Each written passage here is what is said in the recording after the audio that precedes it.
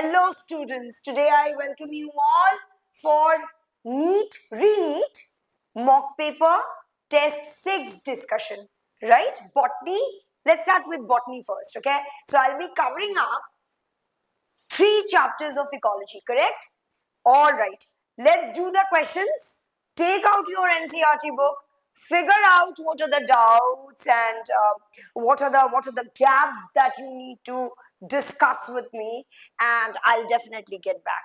Fine, now in ecology, since we have started with Botany RE-NEET mock paper discussion, so what I'm going to do, I'm going to quickly do questions which are like more of relative, application based, right? So there are many statement based questions, here. Let's start. You will figure out that what exactly I mean, okay? Now, if you start with the first question that appears on your computer screen, you would see that they say dash would result in a decrease in the density of the population of a given habitat. So, in a given habitat, the population is going to decrease only if the number of deaths are higher and if the emigration when people are leaving the habitat is more, correct? So let's figure out. Okay, fine. Mortality, death and emigration. Emigration is when the organisms or individuals are leaving the habitat, right? And mortality is death. So if these two things increase, then population density will definitely decrease. Now see, the third option is wrong because immigration means when people are or organisms are entering the habitat, right? So that will actually add on to the population density. So that can't be true, right? Natality is birth. If that is more than the death, then the population will increase, not decrease. So this also goes wrong. Let's move on. All right. Now, okay. So they say graphical representation of a young and growing population, pyramid shaped. So you very well know that the base is going to be very broad, that is pre-reproductive. Pre-reproductive ones should be broader, then the reproductive one should be little less broad than that, reproductive, and the post-reproductive one, aging bracket, that should be even less broad. So post-reproductive, correct? Now compare. If the pre-reproductive is broader, then the individuals in pre-reproductive are going to turn into reproductive, correct? So that means what? If this is broader, this is going to turn into the reproductive age bracket, isn't it? So the population has a tendency to increase. So young and growing population shows large number of individuals in the pre-reproductive age bracket, like India, right? Fine. Let's move on. Okay, so the equation that describes Verhulst Pearl logistic growth curve. You know that if I plot population density, what will I get with time? This is the carrying capacity K, and you know that this is sigmoid curve, and there is something that's exponential growth, right? So this is dn by dt, Rn, growth rate, population density n, and this is dn by dt, Rn, carrying capacity minus n by k. Am I right? So this is more logical, this is illogical. Why? Because there is no such population which keeps on growing at an exponential rate, right? Because there are natural calamities, the resources might be limiting. So that doesn't work, but this definitely works. Logical one, right? So now they say Verhulst logistic. So sigmoid, the sigmoid one, right? This one. So dn by dt is equal to Rn k minus n by k, where k is the carrying capacity, maximum number of individuals that that a habitat can actually sustain. Let's move on. All right. All right. So dn by dt, that is equal to rate of birth, rate of death, change in population size, and carrying capacity. dn by dt, with time you're calculating it, right? So that should be change in population size, right? Carrying capacity is K, so this goes out, correct? No, okay, fine. All right, again the same stuff, that's the graph that I have drawn. So I'll quickly do it for you. Choose the incorrect match for the given population growth curve. Incorrect, I have to find out. Okay, so which one is incorrect? This is fine. This is dn by dt equal to Rn. So this is true. Okay, C is more realistic. Yeah, this is false. Because this is illogical. This is illogical one, right? And here they are saying it's realistic.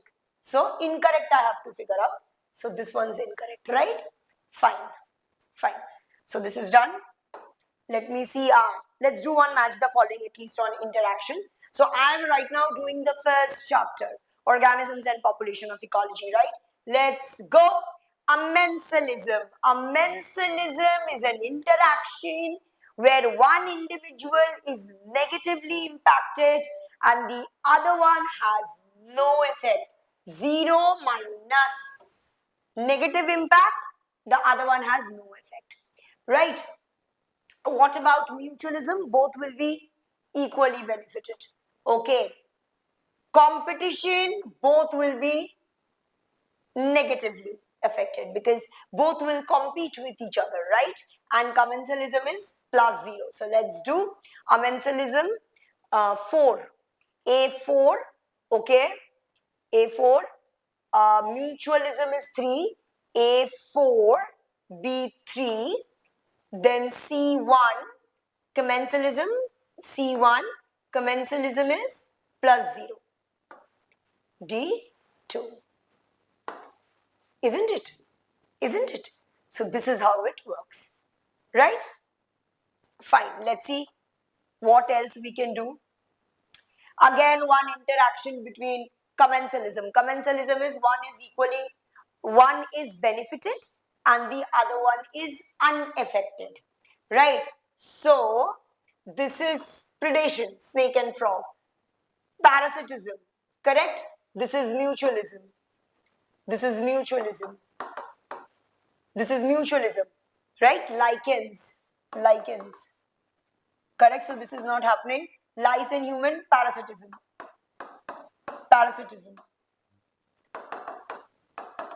Snake and frog, predation.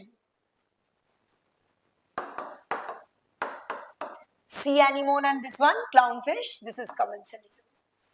Right? So, clownfish hides behind the tentacles of sea anemone. Correct? So, clownfish is benefited. It protects itself from predators. But sea anemone has no benefit. It is unaffected. Clownfish simply comes and hides. So, clownfish is benefited, protects itself. It has no effect. Okay? All right. Okay. All right. Let's do this statement-based question. Okay. Most recent studies point out that species facing competition might involve. So, two species we are competing with each other. They evolve mechanisms so that both can coexist rather than the stronger one or the more competitive one excluding the less competitive one. That is what the statement says. Ki let's coexist rather than excluding the other one. So this is true. This is true. Okay. Let's read B. Gauch's exclusion principle said that when competition is happening, the superior competitive individual is going to eliminate the inferior competitive individual Okay, when resources are in excess. No, when the resources are limiting. So that means this is false. Correct? So that means only A is correct. Obviously, someone who is more superior is going to competitively superior is going to eliminate the weaker one, provided that the resources are limited, right? Let's move on. Okay. This is again interaction, so I'm not doing this for you. This is again interaction, right? Then they are saying incorrectly match and all. This is fine. Over here, incorrect they are saying, right? So Cuscuta and this one. This should be parasitism. This should be parasitism. Plant parasite, right? So two, it should be parasitism. They have given it as commensalism, right? All right. This is something fine. Carrying capacity, you guys know. Okay, which is like this one. How can you define carrying capacity? Maximum number of individuals that a habitat can sustain, right? Beyond which growth is not possible. No further growth is possible. Correct? Fine. Let's see. Okay, this is fine. I'm not doing this. Again, limiting resources and all is what they are asking. This is fine. Natality they are asking. I'm not doing it with you. Okay, let's do this. Match the following. Symbiotic between fungi with plant roots. D1, I see.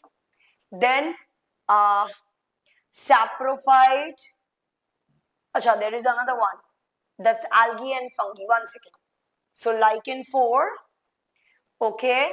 Then parasite living on living plants or animals, fine. Saprophyte, decomposition of dead organic matter. So that means A2, B3, C4.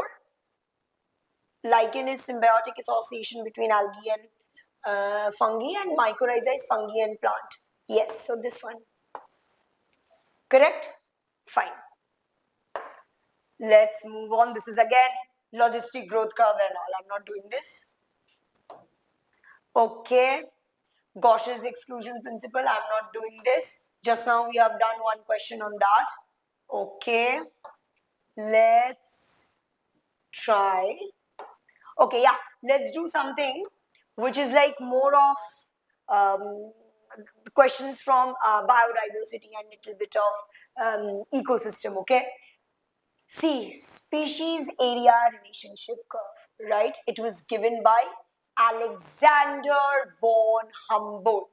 So, how did he do it? Species area richness curve. Remember? Remember? There was one log-log scale. This is log-log scale. Remember? And this is S is equal to CA to the power Z. Remember? So, you plot area on the x-axis and you put species richness on y-axis, right? So, this is rectangular hyperbola. This is rectangular hyperbola. This curve, correct? And this is log-log scale. So, S is equal to CA to the power Z, correct? This measures the steepness. Am I right? Fine. Fine. So, this is done. Let's move on. Okay. Reserpine. Reserpine is a compound or a chemical drug that you actually obtain, and it lowers the blood pressure. Okay, and it is obtained from Rauwolfia vomitoria. Rauwolfia vomitoria. So NCRT says that Rauwolfia vomitoria plants grow massively in the Himalayan region, right? So this is something interesting. All right. I'm not doing this biodiversity one. This is easy. Let's try this pie chart. So the importance is that the figures which are given, or the pie charts or the graphs which are given, pay some attention to that also. Just don't take it too lightly. So fishes, this one is mammals. Okay. birds, okay, reptiles, okay, and this one is amphibians. Have a look. Have a look. Right? So which option can I take? A is mammal, B is birds, C is reptiles and amphibians. Isn't it? Pie chart. So there are other pie charts also, like where they were talking about the percentage of fungi and other plants like ferns and lichens. Lichen is a symbiotic association, angiosperms, that part, and the other one where there is another pie chart where they talk about biodiversity of insects, crustaceans, other animals. So there are 3 pie charts. One pie chart has been given here so that you guys see this. Okay, let's move on. You can see many database questions are there. I'm not doing it. Just pay attention to this part, okay? All right. Okay, see what they say.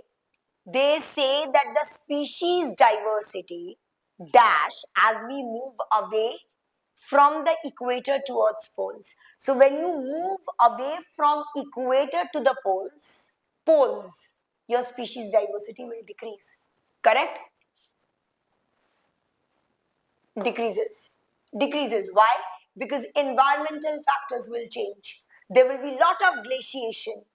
Availability of sunlight is going to be very less. So productivity will matter, right? That will also decrease. So that's why in poles, because of glaciation, temperature, seasonal fluctuations, and the third number thing, decrease in productivity because of the less availability of sunlight, the species diversity decreases as you move towards the poles. Okay, now the next one can be, okay, so the next one can be, 1 second, okay, Evil portrait factor resulting in extinction of passenger pigeon. What is this evil portrait factor? This evil portrait factor is nothing but your 4 reasons why there is a loss of biodiversity, correct? There are 4 reasons. So, habitat loss and fragmentation. The second one is overexploitation. So you overexploit the resources, alien species invasion, and the fourth one is co-extinction. So if the host becomes extinct, the pollinator will automatically become extinct, something like that. So 4 reasons. Now they are saying out of these 4 reasons, which reason is responsible for extinction of passenger pigeon and kiklit fish? This is alien species invasion, right? So, and passenger pigeon is overexploitation. Find it out. Overexploitation and alien species invasion. 4th, correct? Okay, this is fine. Not doing this. Easy. Database question. Okay, let's move on. Okay, let's do this. In situ, ex situ. Many people have confusions till now. Okay, wildlife safari parks. Wildlife safari parks are little different. Safari parks. So the organisms are taken out from their original habitat and brought into safari parks. That's the catch point. Is an in situ conservation method. False. Ex situ. What did I say? Organisms are taken out from their original habitat and brought into the safari park. So it has to be ex situ, right? It's not in situ. False. In situ method, the organism is taken out from its natural habitat and is placed in special setting. False. It should be ex situ.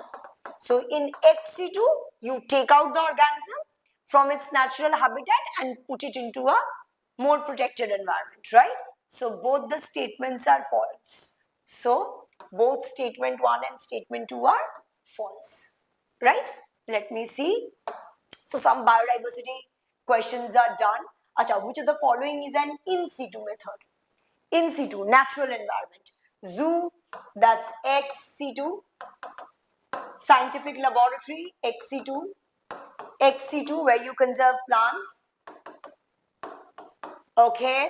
National park. So your national park is in situ. Right? Right? Fine. All right. Let's start with this. Okay, read the following statements and state true or false. Okay. Species diversity decreases as we move from equator to poles. True. Tropical Amazonian rainforest in South America has the greatest biodiversity on earth. Of course it is true. Of course it is true. Okay. A high number of amphibian species are endemic. That means their origin, their characteristic features, their existence, everything correlate with Western Ghats in India. True. True. True. Plant diversity, D. Plant diversity is more than animal diversity. Oh, no. No. No. Diversity. They are talking about diversity. Diversity means variety. They are not talking about number of individuals. Variety. So variety is more in animals, right? So I'll take this as false. So option number 1. Let's move on. This is based on a statement. This is fine. Okay. Okay. This is again statement, IUCN and all. I'm not doing it. Let's do this. One question from ecosystem. Which is correct about GPP? Gross primary productivity. This is gross primary productivity. Okay, the total amount of organic matter produced by plants during photosynthesis in a given time period. NPP is net primary productivity. So when the plant keeps some of the energy from GPP for its own respiration and releases out the rest for primary consumers to consume and utilize, then that which is given out to primary consumers is called as your NPP, right? So, net primary productivity. And the formula is, what did I say? Total photosynthesis minus plant will keep some of the energy for its own respiratory losses. So that's R and NPP. Right? So whatever is given out for primary consumers to consume, that's your NPP, correct? So NPP is equal to GPP minus R. This one. Okay. Okay. All right. Let's move on. Okay, let's do this. Decomposition steps. So the first step is when the raw material for decomposition, which is called as detritus, is broken down into small pieces. So that's 1 for me. Okay. Then there is leaching, right? So in leaching, what happens? That the detritus is further broken down and converted into unavailable salts which get precipitated in the soil. Okay, and these are not available for plants. Okay, so leaching. Okay, leaching. Then comes your catabolism, right? So catabolism. Okay, where the portions of the broken or leached detritus is further broken down or turned into simpler matter, right? Catabolism. And then it has to be Okay, then it has to be humification and then mineralization. So humification is when after catabolism, a black, dark, amorphous material is formed which is nutritive, and that's humus, right? It's a formation of humus. And humus can be further degraded to form inorganic stuff, right? That gets deposited in the soil. So, B, D, okay, catabolism. C, humification. E, and then this one. Okay, so that entire paragraph is important on decomposition. Okay, let's move on. Just now I have done one. Let's do one simple question on food chain. So grass is basically primary producers, right? Then you have deer, which is primary consumer. Then you have wolf, primary carnivore, and then you have decomposers. So A4, B3, A4, B3, wolf 2, and bacteria 1. This option. Okay? All right? Okay, now this is easy. Energy flow in an ecosystem, right? So it has to be producers, herbivores, carnivores, and decomposers. Correct? Fine. Fourth. All right, we have just done it, so I'm not doing it. Okay, this we have done. That's respiratory losses. Okay. Let's move on. Decomposition we have done. Okay. Fine. Now, before moving on to a discussion of the next set of questions, let me just tell you guys that concentrate on pie charts, graphs, statement-based questions, some data-based questions, yours from ecology, okay? And 3 chapters are there.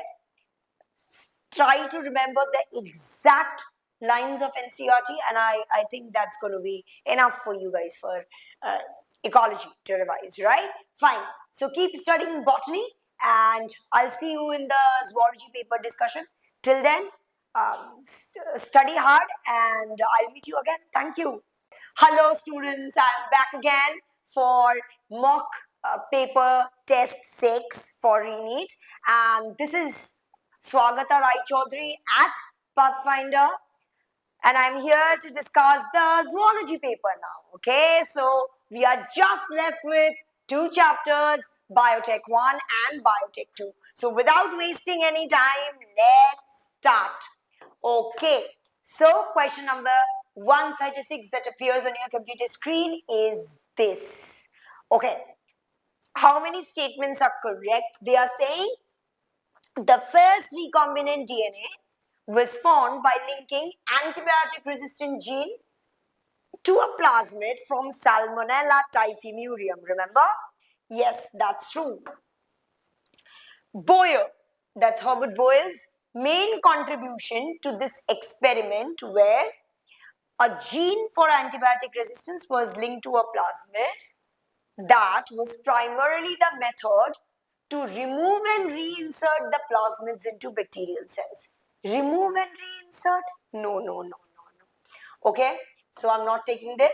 The antibiotic resistant gene was isolated from a plasmid, was isolated from Salmonella typhimurium, was isolated using restriction enzymes, right? Okay. Okay, so basically they are saying that the antibiotic resistant gene was isolated from a particular plasmid by cutting it out with the help of restriction endonuclease. This is true. This is true. Okay. Okay. Okay. So what is happening? What did they do? They took a gene for antibiotic resistant gene, that's antibiotic resistance, and they linked it to the plasmid. The plasmid was obtained from Salmonella typhimurium, right? And the antibiotic resistant gene was from some other bacteria, not the one that is mentioned in statement 1. Okay, so 1 and 3, right? Let's move on. Okay, interesting. Sticky ends produced by the action of eco R1. So that goes GAA-TTC 5 prime 3 prime CTT-AAG 5 prime. So when you are cutting it with eco R1, when you are cutting it with eco R1 or digesting it with eco R1, this is where the cuts are made. So what will you get? You will get 5 prime G and AATTC. So this is your sticky end part, isn't it? This is your sticky end. Okay, 3 prime would be CTTAA. Correct? C. So this is also your sticky end. Am I right? So they are asking the sticky end produced by eco R1. So which part you will take? This part and this part, right? So figure out the option AATTC, this one. And what is GATTC? That's the recognition sequence. This is the entire recognition sequence. I should write it properly. 1 second. So this one is recognition sequence. Recognition sequence. And after digesting with eco R1, this is the sticky end that is you are producing. Read the question carefully, right?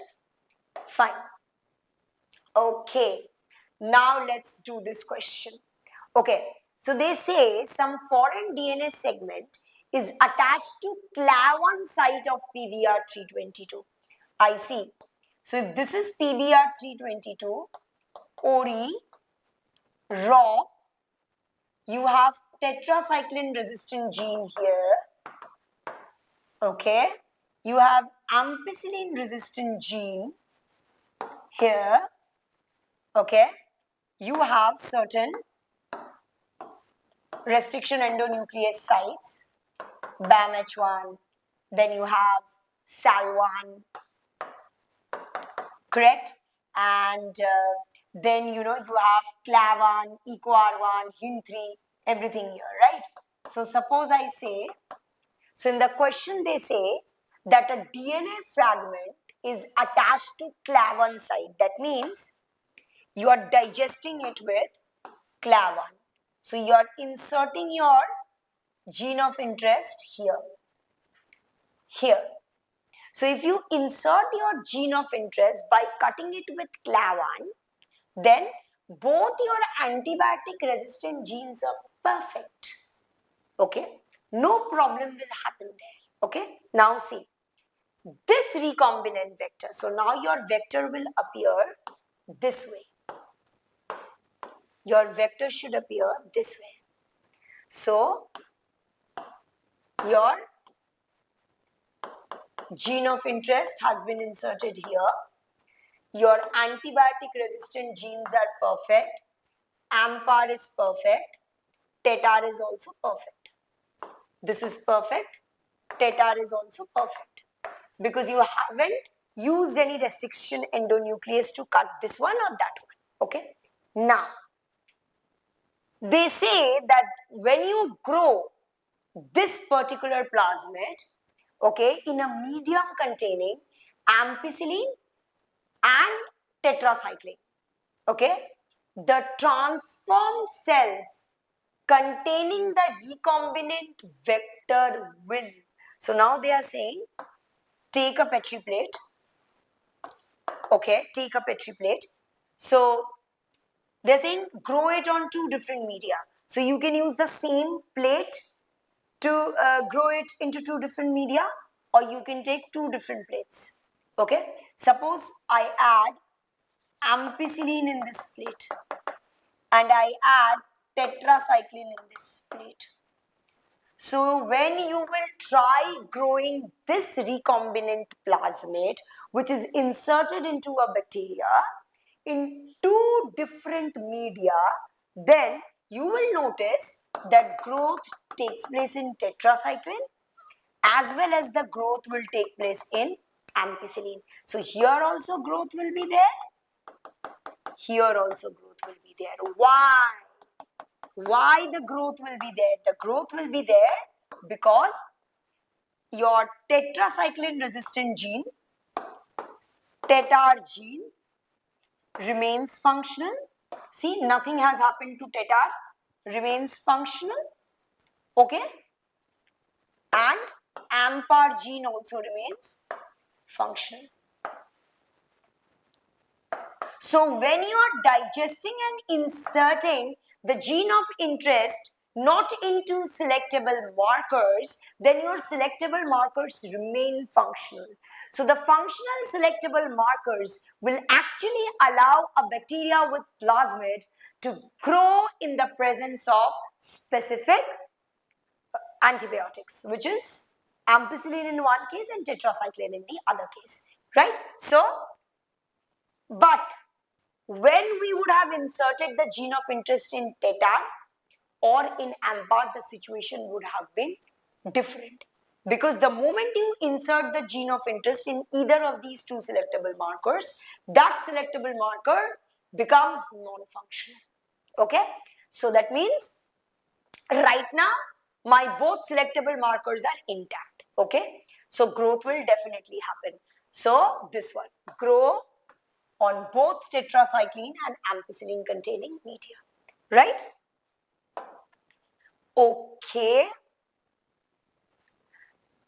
Okay.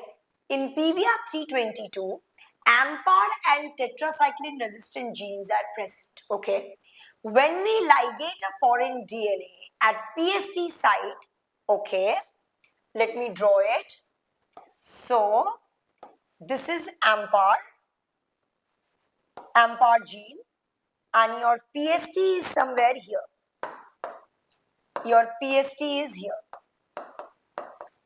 So they are saying that you are using PST1 to digest AMPAR gene, correct? And insert your gene of interest. So that means your gene of interest should be inserted here. Okay? Which implies AMPAR becomes non-functional. Correct? Because you have inserted the gene of interest. Okay? If AMPAR becomes non-functional, it will stop resisting the external ampicillin. So, recombinant or recombinants won't grow in the presence of external ampicillin in the media.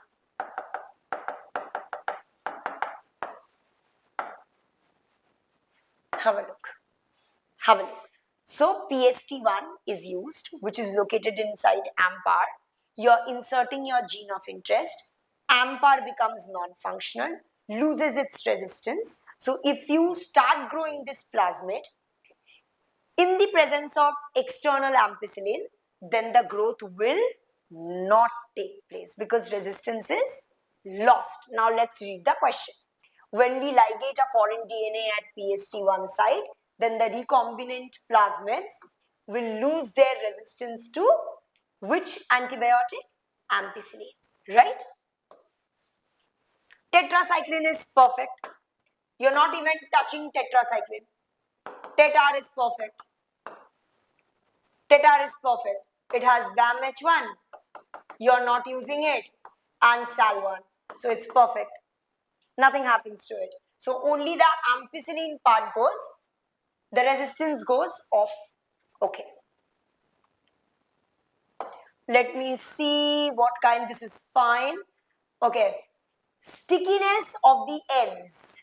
Why do we say that use sticky end cuts? Why do we say use sticky end cuts in biotechnology? Why do we say that? That we should use sticky end cuts rather than blunt end cards or anything else. Why? Because these sticky end cards, these sticky ends are easier to ligate. Easier to ligate. Okay? So, DNA ligase can be easily joined together end to end. Right? Let's move on. Okay. Okay, let's do this. They say if PBR 322 is non-recombinant and it is present inside the host, so that means all resistances are perfect. So, it should go, all resistances are perfect. So, it should grow in the presence of ampicillin and tetracycline plates. A2, recombinant, this one. And your insert is in BAM H1. So, your tetracycline fails. Resistant gene fails. That means if you add tetracycline from outside, the resistance is gone. It will die. So, okay. A2, B1. Okay. Non-recombinant plasmid. The plasmid which has no foreign DNA with intact beta-gal gene that we use for blue-white screening. Okay. Will appear blue, right? Because it won't be able to cleave the dye, right? So, yeah, blue colored colonies, okay? C4. Recombinant plasmid with insertional inactivation of media. That means recombinant will give you white colonies, correct? So, that's D3. Okay. All right. All right. Let's move on. Okay, now this question is important. This question is on agarose gel electrophoresis. Let me first label it. Okay, so this is your negative terminal cathode where DNA is loaded. Okay, and this side is your anode where the migration takes place. So migration happens this way.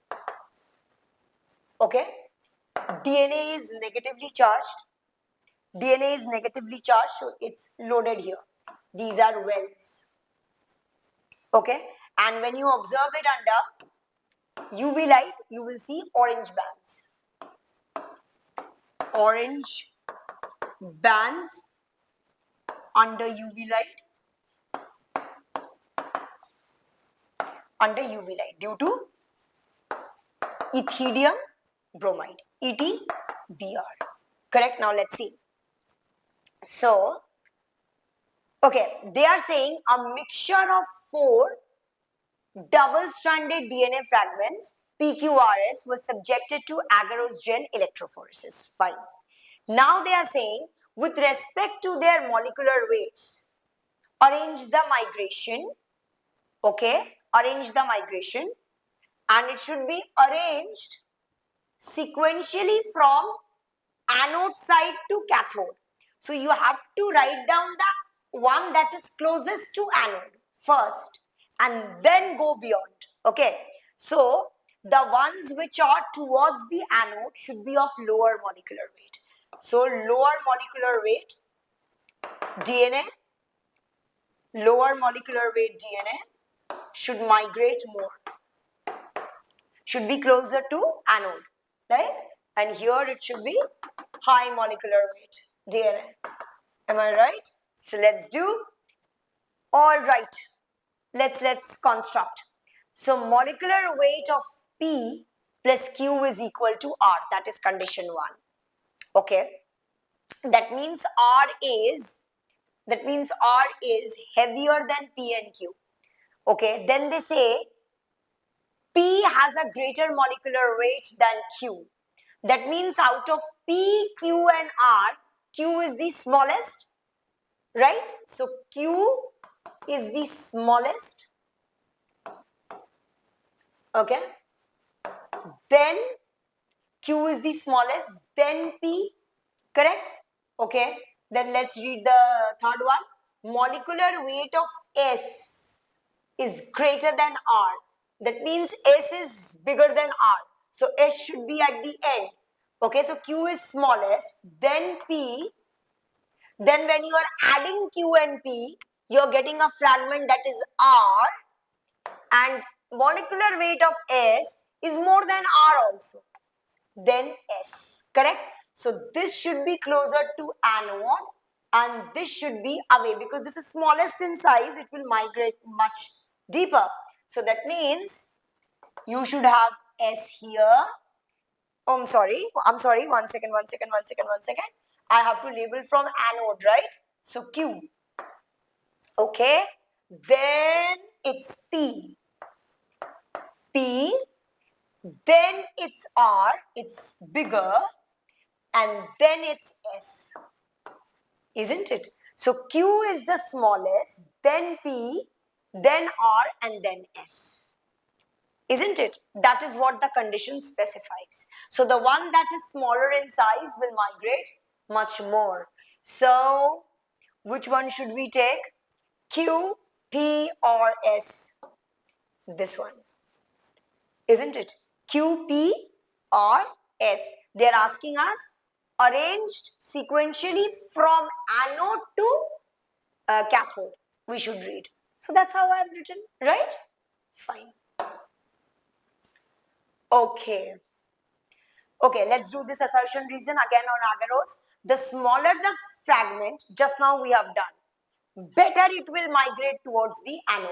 True. And what is the reason behind it? The reason is that the DNA fragments will separate according to the size. Why? Because the agarose thing on which you're asking the DNA to run, that has different pore size because of the cross-linking.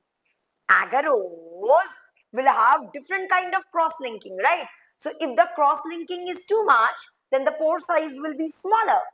So that will affect the migration, correct? So that is what they say. They say the smaller the size of DNA, more it will migrate towards anode, and that depends upon the sieve pore size formed in the agarose, which is true. So that means this is also true, this is also true, and the reason is the correct explanation, correct, of A. Let's move on. Okay. Now, this is fine, correct. We have done one question like that into host and everything, so I'm not doing it. Okay. This is fine. They are saying that, sign convention, write it, eco R1 and on. Escherichia chlori, and that is your strain number, right? So, name of the specific bacterial strain. Am I right? That's the third one. Okay. Okay. Now, okay. In a laboratory experiment, a student treats a cell lysate with ribonuclease and protease. That means RNA destroyed, protein destroyed. Then adds ethanol to it. And you see that, this chromatin-like thing comes out on the glass rod. That is called as spooling. Okay? Fine. Now, let's move on. Okay? Okay? Okay, they are saying in the structural region of ROP in PBR 322. So, PBR 322 has ROP region that produces proteins, that's given in the structure, that produces protein which helps in the replication of the plasmid, right? So, okay. Okay, so I'll go with this one. Okay, 2. Okay, this is fine. Illusion and all, I'm not doing it. Right? Okay. Divalent cut, this is competent cell, I'm not doing it. Easy. Okay. Fine. Let me now quickly see this. Okay. 1 second. Yeah. This is your bioreactor, right? And this is a large scale bioreactor. This A is foam breaker. Okay, foam breaker. So they are saying identify the function of part A, because when the entire material is being churned with the help of motor here, it's churning, then what happens? A lot of frothing happens on the top. That has to be broken, otherwise clogging will take place, right? To control the foam in the reactor. Is that okay? That's how you do it. Okay, 1 second. Yeah, this is fine, I'm not doing it. Okay. Okay. 1 second. Yeah, this question is interesting. Read. So they basically say that there is one recombinant DNA molecule, okay, which was engineered in the laboratory. Recombinant DNA molecule. Fine. How come? By isolating the gene from humans. That is what it says. So a recombinant molecule where the gene of interest was taken from humans. Fine. Now they say that this recombinant molecule where the gene was from humans was transformed in bacterial cell. So gene taken from humans, loaded on something, and then that is put into a bacterial cell. So eukaryotic, prokaryotic fungi is there. Okay. Although the transformation was successful and the bacteria multiplied in the medium, the researchers observed that the protein from that particular human gene was not synthesized. So you take the gene from humans, you either put it on some vector or you insert it into the bacterial cell directly. Then take that bacterial cell, grow it in a nutrient media so that the bacterial cell multiplies. You will notice that the bacterial cells are multiplying.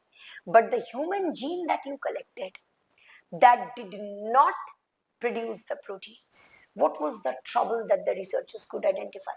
So the researchers identified that. I told you there is eukaryotic, prokaryotic fungi. Okay. Now, introns in eukaryotes are non-coding, right? They do not code for any amino acids or proteins, are non-coding. Correct? Exons are coding. Okay? So the reason that they gave was human gene contains a lot of introns. Okay? And the bacterial machinery or the prokaryotic machinery cannot translate those because introns are non-coding, right? Prokaryotes only have exons. Okay? Introns are absent. Since the human gene has many introns in it, and then you take those, then you take that human gene and push it into the bacterial cell, so that bacterial translational machinery cannot produce the proteins from there. So it's option number 3. Correct? Now let's move on. All right, this is fine. Hint 2 recognizes how many specific base pair sequence? That's 6 actually. That's fine. All right, let's do this. Okay, so in PCR, 30 cycles are done in a normal condition. Okay, so they say that the starting sample contains 8 molecules. So initially 8 molecules of double-stranded DNA there. Okay, okay. It's 100% efficient. How many molecules will be produced after completion of 30 cycles? What is the formula? For one cycle, 2 to the power n molecules. Am I right? Okay. For 30 cycles, it will be 2 to the power 30 molecules. Okay. These two are for one double-stranded DNA template. Okay? Okay? If 8 molecules of DS, DNA templates, then 8 into 2 to the power 30 molecules, isn't it? So that means this one, option 1. Okay, let's move on. Okay, now they say that when human insulin was produced, so alpha chain was cloned in a different bacterial cell and beta chain was cloned in a different bacterial cell. What was the reason behind it? So the reason was that in human body, in the inactive condition, alpha beta chain has one connector in between. That's your C peptide. That's another not technically connector, but there is not connector, but it's an extra peptide that's called as C peptide. Unless and until that C peptide is removed from alpha and beta chains of insulin, insulin won't become active. So till the time C peptide is attached with AB chains of insulin, insulin remains inactive, right? So we separately clone alpha and beta chains without the C peptide so that there is no time wastage for removal of C peptide. That will waste our time. It might not be successful. It might not be efficient enough, right? So in that case, clone alpha chain separately, clone beta chain separately, join them together so that there is no question or existence of C peptide, right? Now let's read this question up properly, okay? So if you read this question properly, you will see that they say, why are the alpha and beta chains of human insulin produced separately in E. coli and then chemically combined in vitro? So the reason is Escherichia coli cannot remove C peptide on its own. And if we clone it separately, then we are not depending on bacteria to remove the C peptide because it will waste time, right? So there is no existence of C peptide only. Okay, so that's first option. Okay. All right, let's do this question. Okay. So there are like two genes, Cry2AB, Cry1AB, which produce toxins, right? That's there for development of BT plants. So Cry2AB and Cry1AB. Cry2AB is for cotton bollworm and Cry1AB is for corn roller. Am I right? So it's option 1. Fine. Okay, let's come here. 1 second. Yeah, let's do this. This is on PCR. So in PCR, thermal breaking of hydrogen bond. Okay, denaturation. 3.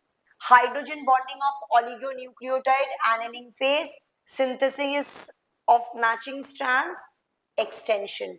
So A3, B1, C2, this option, PCR. Right? Okay, I'm not doing this. This is easy. Bioreactor is fine. I'm not doing it. Just now we have done this. Acha, this is diagnostic techniques, right? Application of biotechnology in medicine. So they are saying from which of the following diagnostic techniques in the early detection of pathogen is the early detection of pathogen or disease not possible? Not possible. Early detection means as early as 10 years before the onset of symptoms. So it is not possible by urine analysis. You cannot check your urine 10 years prior the onset of the disease. Right? Serum analysis, you can't do this. But if you use PCR for identifying the gene which is responsible for disease, ELISA or RDT, then these three techniques will give you an idea or will try and confirm the onset of symptoms in the human being as early as like 15 to 20 years before the actual disease, right? So this too won't give that results. So I'll go with A and D. Which option does it have? A and D. serum analysis and urine analysis, A and D. Right? Fine. Let's do another variety. This is fine, I'm not doing it. Okay. Okay, this is fine. Synthetic gene plasmid vectors, I'm not doing this. Okay. Okay. So they are saying that if you have a single standard DNA or RNA molecule which is tagged with a probe and it is hybridized with complementary DNA in a clone of cells, the technique of hybridization is called as autoradiography. I'm right? Yeah, probe is used and you want to hybridize it with complementary DNA in the clone of cells. Yes, autoradiography. Let's come to this. This is very easy. Okay, so like if I take this, alpha-1 antitrypsin, this is from transgenic animals, so let's do it. One question. Treatment of emphysema, lactalbumin, human milk protein, adenosine deaminase. If it becomes absent in humans, then your immune system will be compromised, right? So this one. Okay, so A is 2, B is 1, C is 3. A2, B1, C3. Right? Okay. Oncogenic characters. Okay, it's found in TI plasmid. Tumor-inducing plasmids. Okay, this is fine. It should be restriction enzyme and DNA ligase. Because you have to isolate the gene by cutting it with restriction endonuclease. You need to bring it to the plasmid and then join them together. So ligase and restriction endonuclease, right? Okay, this is fine. I'm not doing. But we can actually try. This is on gene therapy. So it says that periodic infusion of genetically engineered lymphocytes into a patient suffering from ADA deficiency provides only a temporary therapeutic effect. True. And the reason is that genetically modified host lymphocytes carrying the functional ADAC DNA are not immortal. So you have to keep on repeating the experiment. True. True. So both are true and this one is the correct explanation of A. Why? Because the ADAC DNA is not immortal. So it is going to die eventually. So after some years, you have to repeat gene therapy. Okay, and that's not feasible. So unless and until gene therapy is done in the embryonic stages, it's not a permanent cure, and that's the NCRT line. So go through that. So this is the correct explanation, right, of the assertion. Okay, let's read this.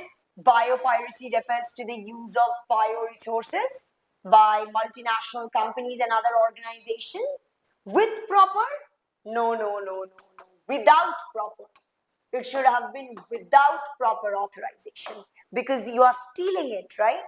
In Indian Parliament, the Indian Parliament cleared the Second Amendment to address issues related to biopiracy, patent terms, and research and development initiatives. Okay, so statement 1 is false and statement 2 is true.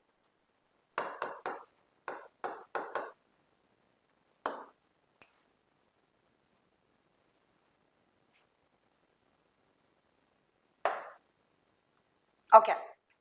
Activated Bt toxins kill agricultural pests because of the directly to the surface of midgut epithelial cells, right?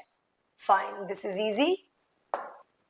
Okay, this is fine. Molecular scissors restriction endonuclease, GEAC, Genetic Engineering Approval Committee. Let's move on. PCR technique. Nobel Prize for PCR technique. Karimulese. Okay, this is fine. I'm not doing it, or if you want, I can. Correct. Transgenic animals have their DNA manipulated. Okay, so this one is true. Okay, over 95% of transgenic laboratory true. Okay, then transgenic lines can be specifically formed to regulate them, such as insulin-like growth factors. True. Rosie, I don't think I'm taking this. I don't think. So in that case, I'll just take 1, 2, and 3. Option 1. Okay. This is fine. We have just done it. Okay. India is globally renowned for its unique, highly aromatic strains of basmati rice. How many distinct varieties of basmati rice are officially documented? 27, right? Fine. So I have discussed almost different kinds of questions from PCR, gene therapy, products, agarose gel, one numerical, logical based questions for PBR 322, blue white screening. Okay? Keep on revising NCERT. Biotechnology is very important and easier to understand, right? So just revise it, and I'm going to see you again for the next discussion. Till then, keep studying botany and zero. This is your teacher, Swagata Chowdhury, signing out of the classroom today. Have a very nice day. Thank you so much. Hello students, আজকে আমরা তোমরা যে রিনিট দিচ্ছ তার জন্য আমরা যে mock টেস্টের পেপারগুলো অ্যারেঞ্জ করেছিলাম, আজকে আমাদের 6th পেপারের ডিসকাশন হবে, যেখানে আমি কেমিস্ট্রির পোর্শনটা আজকে তোমাদের সাথে ডিসকাশন করব। আমি দীপাঞ্জন চক্রবর্তী, এবং আজকে তোমাদের কাছে কেমিস্ট্রি কোশ্চেন্সগুলো যেটা দেখবে পেপারে 46 থেকে 90 পর্যন্ত কোশ্চেন্সগুলো রয়েছে, 45 কোশ্চেন্স, সেই কোশ্চেন্সগুলোকে আমি সলভ করাবো। বাট আমি আরেকবার বলবো, তোমরা হয়তো অনেকে এক্সাম দিয়েছো এখন বা এখনো দাওনি, তো আমার করার সাথে সাথে তোমরা নিজেরাও কিন্তু প্র্যাকটিস করতে থাকো, এবং তোমরা কিন্তু কমেন্ট সেকশনে জানাবে যে কোন এক্সপ্লেনেশনটা বা কোন জায়গাটা তোমাদের ক্ষেত্রে বুঝতে সুবিধা হলো, বা তোমরা এটাকে আরো ইজিলি সলভ করার জন্য টাইম যাতে লেস লাগে ওই জায়গায় পার্টগুলো, সেই কমেন্টস গুলো কিন্তু তোমরা করবে ভিডিওতে। আর সেকেন্ডলি আমি আরেকটা জিনিস বলি, সেটা হচ্ছে এখানে যে কোয়েশ্চেন্স গুলো আমরা দেখবো আজকে এই পেপারের, সেই কোয়েশ্চেন্স গুলোর মধ্যে আমি চেষ্টা করছি যে ম্যাক্সিমাম কোয়েশ্চেন তোমাদেরকে আজকে সলভ করিয়ে দেওয়ার জন্য, বাট কিছু কোয়েশ্চেন্স যদি আমি ক্যালকুলেশনস বা কোনো জায়গায় কিছু স্কিপ করি, সো এটা কিন্তু তোমাদের পার্ট, ওই পার্টটা সলভ করে তোমরা আমাকে আনসার গুলো সেন্ড করবে কমেন্টে। So let's start. প্রথম আমরা এখানে একটা কোয়েশ্চেন দেখতে পাচ্ছি, যেটা কলাম ম্যাচিং এর কোয়েশ্চেন রয়েছে। এখানে অ্যালকালি মেটালস প্রথমে রয়েছে গ্রুপ 1 এর, lithium, sodium, potassium, rubidium increasing একটা অর্ডার দেওয়া রয়েছে। তারপরে লিথিয়াম, বোরন, বেরিলিয়াম, কার্বন, এটা সেকেন্ড পিরিয়ড এলিমেন্টস গুলো কিছু দেওয়া রয়েছে। তারপরে ক্লোরিন, ব্রোমিন, ফ্লোরিন, আয়োডিন এগুলোকে দেওয়া রয়েছে হচ্ছে গ্রুপ নাম্বার 17 হ্যালোজেন্স ফ্যামিলির মেম্বার। আর এখানে chlorine, fluorine, sulphur and oxygen mixture রয়েছে। তো এবার রাইট হ্যান্ড সাইডের কলামগুলোকে আমরা যদি দেখি, তা প্রথমে রয়েছে কি increasing order of ionisation energy. তো increasing order of ionisation energy যদি আমরা এখানে দেখতে যাই, তাহলে অপশন বি এর সাথে দেখো এটা ম্যাচ করছে। বোরন আর বেরিলিয়ামের মধ্যে একটা এক্সেপশন তোমরা জানো, across a period left to right গেলে আমাদের জেনারেলি আয়নাইজেশন এনার্জি ইনক্রিজ করে with the decreasing size of the atom. তো more energy is required to remove electron, but there is an exception between boron and beryllium. আমি ওই জায়গাটা একটু তোমাদের বলে দিই। বেরিলিয়ামের ইলেকট্রনিক কনফিগারেশন আমরা জানি this is 1s2 2s2, and বোরনের কনফিগারেশনটা হচ্ছে 1s2 2s2 2p1। তাহলে আমরা যদি সাইজের কম্পারিজন করতে যেতাম, তাহলে বেরিলিয়ামের থেকে বোরন কিন্তু সাইজে স্মলার, কিন্তু আমার বেরিলিয়াম থেকে ফার্দার ইলেকট্রন রিমুভ করতে বেশি এনার্জি লাগে, বিকজ যখন প্রিন্সিপাল কোয়ান্টাম নাম্বার সেম আছে for the same outermost shell they belong, so in that case যখন এস অরবিটাল থেকে আমাকে ফার্দার ইলেকট্রন রিমুভ করতে হয়, I have to put more energy, তাই না? তার কারণ s orbital is more penetrating than p orbital of the same shell. তো সেই কারণে বেরিলিয়ামটার সাইজ বড় থাকলেও ওর কিন্তু আয়নাইজেশন এনার্জি বোরন থেকে বেশি হবে। তার মানে আমার বি এর সাথে এখানে আমি দেখতে পাচ্ছি যে increasing order of ionisation energy অপশনটা যাচ্ছে। তাহলে বি1 আমরা একটু খুঁজে দেখে নিই। তো বি1 আমাদের কাছে দেখো 3 আর এখানে 2 তে আছে, তাহলে প্রথমে আমি এই দুটো অপশনকে ক্রস করলাম। আফটার দ্যাট আমি যদি বাকি অপশনস গুলো দেখি, ইনক্রিজিং অর্ডার অফ সাইজ একটা দেখতে পাচ্ছি এখানে আমরা, এবং আমাদের পরিষ্কার দেখা যাচ্ছে যে অপশন এর সাথে lithium, sodium, potassium, rubidium down the group in periodic table group 1 অ্যাটমের সাইজ গুলো বাড়তে থাকে, তাই না, নিউ সেল এডিশন হওয়ার জন্য। এবং ডাউন দ্য গ্রুপ গেলে পরে effective nuclear charge almost constant হয়ে যায়। তো ইনক্রিজিং অর্ডার অফ সাইজ তার মানে এ এর সাথে যাবে হচ্ছে রোমান 3, তাহলে এ রোমান 3, বি রোমান 1, এই দুটো অপশনে কিন্তু দেখো সেম আছে। তাহলে আমার কাছে সি অপশনটা বা ডি অপশনটা কিন্তু এখানে কোয়েশ্চেনটার আনসারটা ডিসাইডিং ফ্যাক্টর হবে। তাহলে সি এর ক্ষেত্রে আমরা একটু দেখে নিই, ক্লোরিন, ব্রোমিন, ফ্লোরিন, আয়োডিন এই অর্ডারটা যে রয়েছে, অবভিয়াসলি এখানে এটা decreasing order of bond dissociation energy এই অপশনটাকে দেখো ম্যাচ করছে। কারণ আমরা ফ্লোরিনের ক্ষেত্রে দেখেছি যে ফ্লোরিনের সাইজ খুব ছোট হওয়ার কারণে এর যে লোন পেয়ার্স গুলো আছে, এই লোন পেয়ার্স গুলো, এর 3টে লোন পেয়ার, এই ফ্লোরিন অ্যাটমটার যে 3টে লোন পেয়ার, এলপিএলপি রিপালশনটা খুব বেড়ে যায়। তাহলে এই এলপিএলপি রিপালশন বেড়ে যাওয়ার কারণে সাইজটা স্মলার হলেও এটার বন্ড ডিউসিয়েশন এনার্জি কিন্তু কম লাগে। তাহলে এই জায়গাটার জন্য কিন্তু এই কোশ্চেনটা বা অর্ডারটা খুব ইম্পর্টেন্ট। তো এখানে বন্ড ডিউসিয়েশন এনার্জিতে তাই ক্লোরিন জাস্ট ফ্লোরিনের নিচেই রয়েছে। ইন জেনারেল আমরা এক্সপেক্ট করছিলাম যে যত আমরা উপর থেকে নিচের দিকে যাব group wise, fluorine, chlorine, bromine, iodine, তাহলে বন্ড লেন্থ বেড়ে যাচ্ছে, কারণ অ্যাটমিক রেডিয়াসটা ইনক্রিজ করছে, তাহলে আমার বন্ড ডিউসিয়েশন এনার্জি ডিক্রিজ করার কথা। বাট এখানে কিন্তু দেখো ক্লোরিনটার বন্ড ডিউসিয়েশন এনার্জি ম্যাক্সিমাম হয়ে যায়, ফ্লোরিন হতে পারে না, তার কারণটাই হচ্ছে এলপিএলপি রিপালশন। এই রিপালশনটার কারণে কিন্তু ফ্লোরিনের বন্ড ডিউসিয়েশন এনার্জি কম হয়ে যায়। আর আয়োডিন সবচেয়ে কম, এ ব্যাপারে কোনো সন্দেহ নেই। তা ক্লোরিনটা কিন্তু ফ্লোরিনের থেকে আগে চলে আসে। তো chlorine, bromine, chlorine greater than bromine, greater than fluorine, greater than iodine. তার মানে সি এর সাথে কিন্তু decreasing order of bond dissociation energy অপশনটা ম্যাচ করছে। তার মানে সি হচ্ছে Roman 2, that means option 3 is the correct answer. আমি পরেরটাও দেখে নিই একবার। Chlorine, fluorine, sulphur and oxygen রয়েছে। তো এখানে দেখো ক্লোরিনের ইলেকট্রন অ্যাফিনিটি ফ্লোরিনের থেকে বেশি, আবার সালফারেরও ইলেকট্রন অ্যাফিনিটি অক্সিজেনের থেকে বেশি। বিকজ সেকেন্ড পিরিয়ডের এলিমেন্ট গুলো এক্সেপশনালি স্মল সাইজ হওয়ার কারণে ও ফার্দার ইলেকট্রন এডিশনে ডিফিকাল্ট ফেস করে, ইলেকট্রন অ্যাফিনিটিও খারাপ হয় compare to the just the next element present in the same group. তাহলে ক্লোরিনের ইলেকট্রন অ্যাফিনিটি ফ্লোরিনের থেকে বেশি, সালফারের ইলেকট্রন অ্যাফিনিটি কিন্তু অক্সিজেনের থেকে বেশি। And as chlorine, fluorine, these are on the right hand side, group number 17 of group 16 elements, তাহলে সেই কারণে এদের অল ওভার ইলেকট্রন অ্যাফিনিটি কিন্তু সালফার বা অক্সিজেনের থেকে বেশি। সো এখানে দেখো দেওয়া আছে এটা it should be the decreasing order of electron affinity. আচ্ছা এখানে একটু জাস্ট এখানে একটা প্রিন্টিং মিস্টেক রয়েছে, it should not be increasing, it should be decreasing order of electron affinity, কারণ এখানে দেখো এইভাবে অ্যারেঞ্জ করা আছে ডিক্রিজিং অর্ডার। তো ডি এর সঙ্গে যাবে হচ্ছে অপশন 4। তো কারেক্ট আনসার আমাদের চলে আসছে অপশন 3।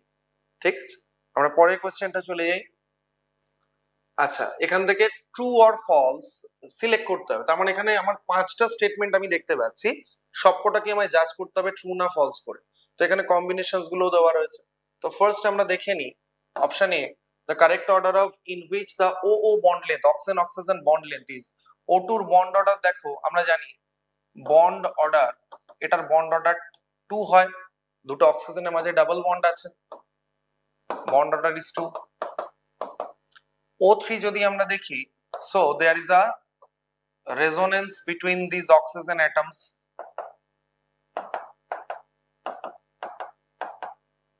এখানটা কোঅর্ডিনেট বন্ড আমরা দেখতে পাচ্ছি। তো এইখানে যখন রেজোনেন্স হয় তার মানে এই ডাবল বন্ডটা, এই পাই বন্ডটা কিন্তু এদিকেও রেজোনেট করতে পারে। It has to resonating structures, এটা এরকম হতে পারে,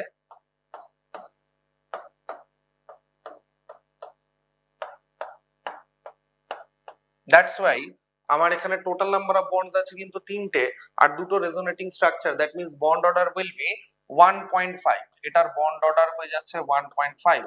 and this is hydrogen peroxide, that is O2 2 minus ion is there, hydrogen peroxide। তাহলে হাইড্রোজেন peroxide যখন হচ্ছে তাহলে অক্সিজেন অক্সিজেনের bond order is equal two 1।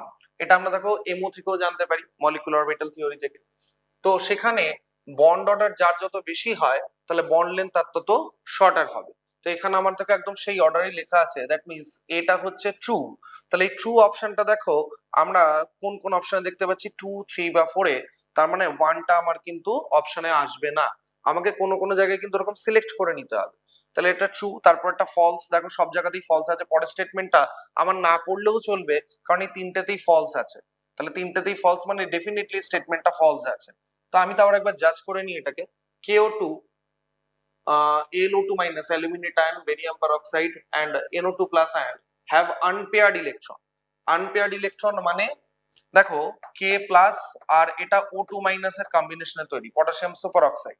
তাহলে সুপার অক্সাইডের ক্ষেত্রে একটা আনপেয়ার্ড ইলেকট্রন আছে কিন্তু, আর K প্লাস আয়নে কোনো আনপেয়ার্ড ইলেকট্রন নেই। সো অল ওভার এই পুরো স্পেসটার মধ্যে একটা আনপেয়ার্ড ইলেকট্রন আছে।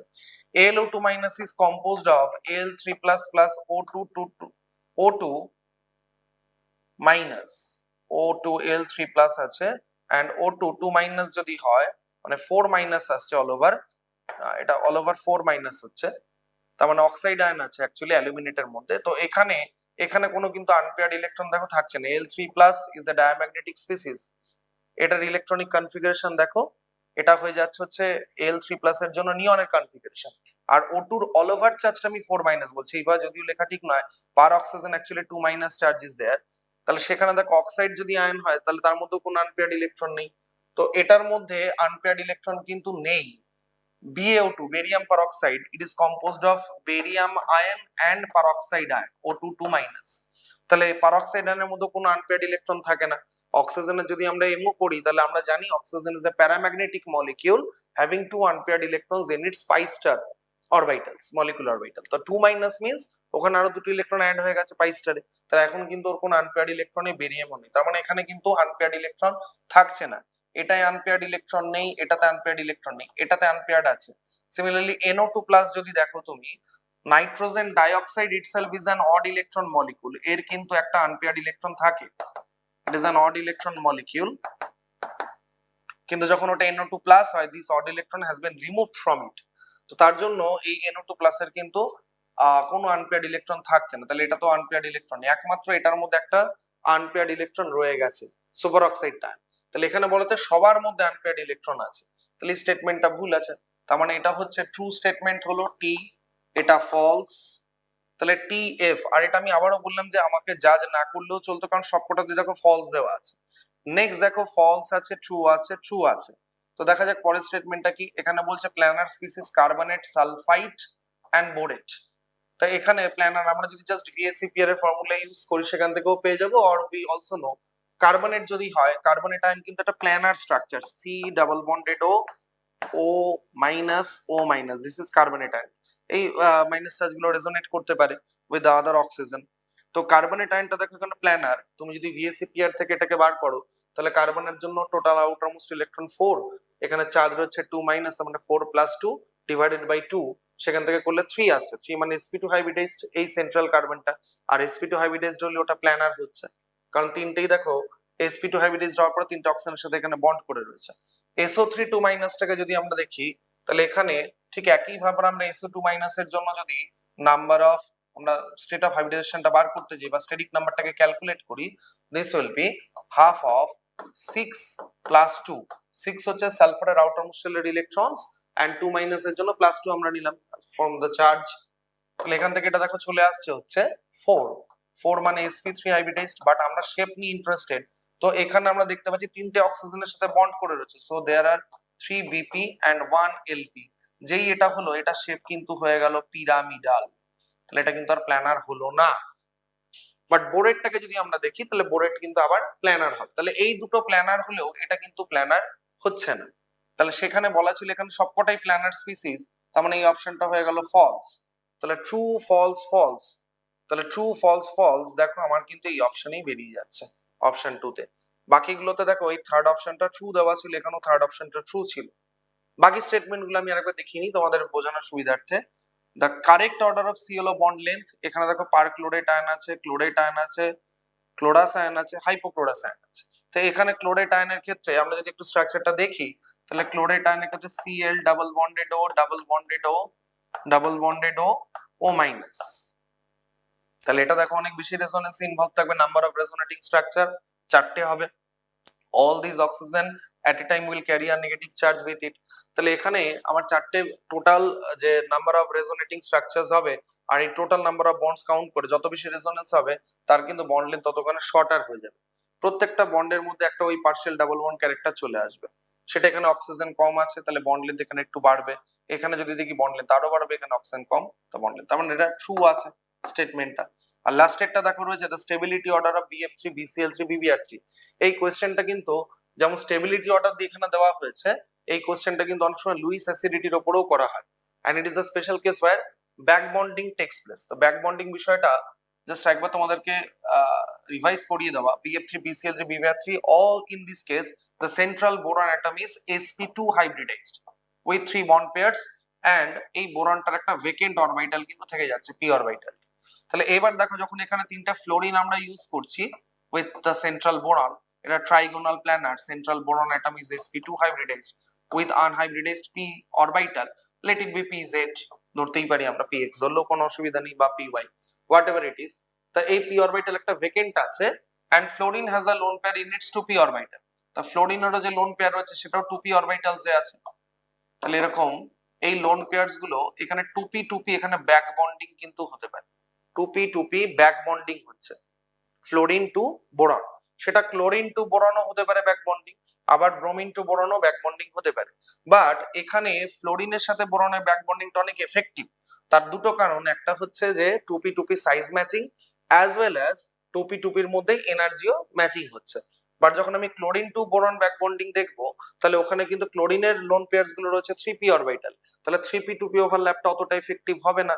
আর BBr3 এর ক্ষেত্রে 4p 2p ওভারল্যাপ, সেটা আরো ব্যাক বন্ডিংটা খারাপ হয়ে যাবে, and that's why stability will decrease।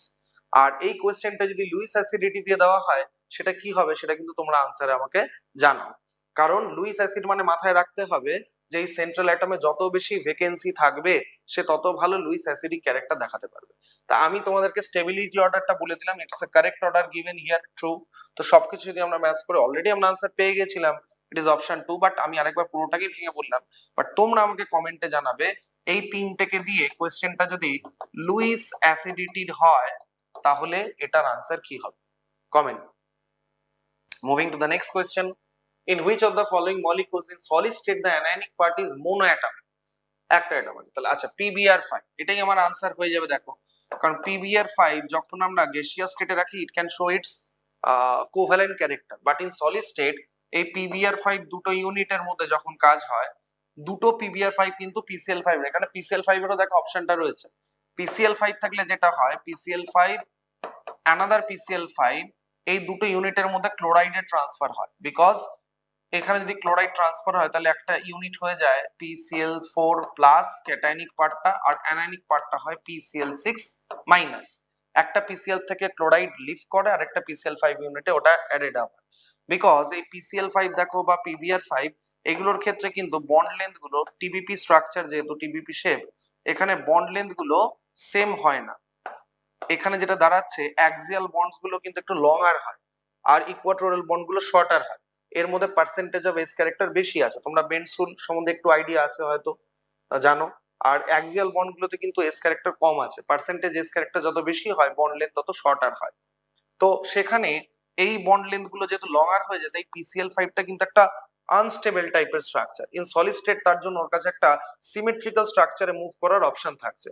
তো যখন PCl5, এই কোশ্চেনটাও কিন্তু দেওয়া হয় যে PCl5 যখন গ্যাসিয়াস স্টেটে আছে then it shows covalent character, but PCl5 যখন ওটাকে সলিড স্টেটে আমরা নিয়ে আসি it can show its ionic character, it can conduct the in solid state it can conduct electricity.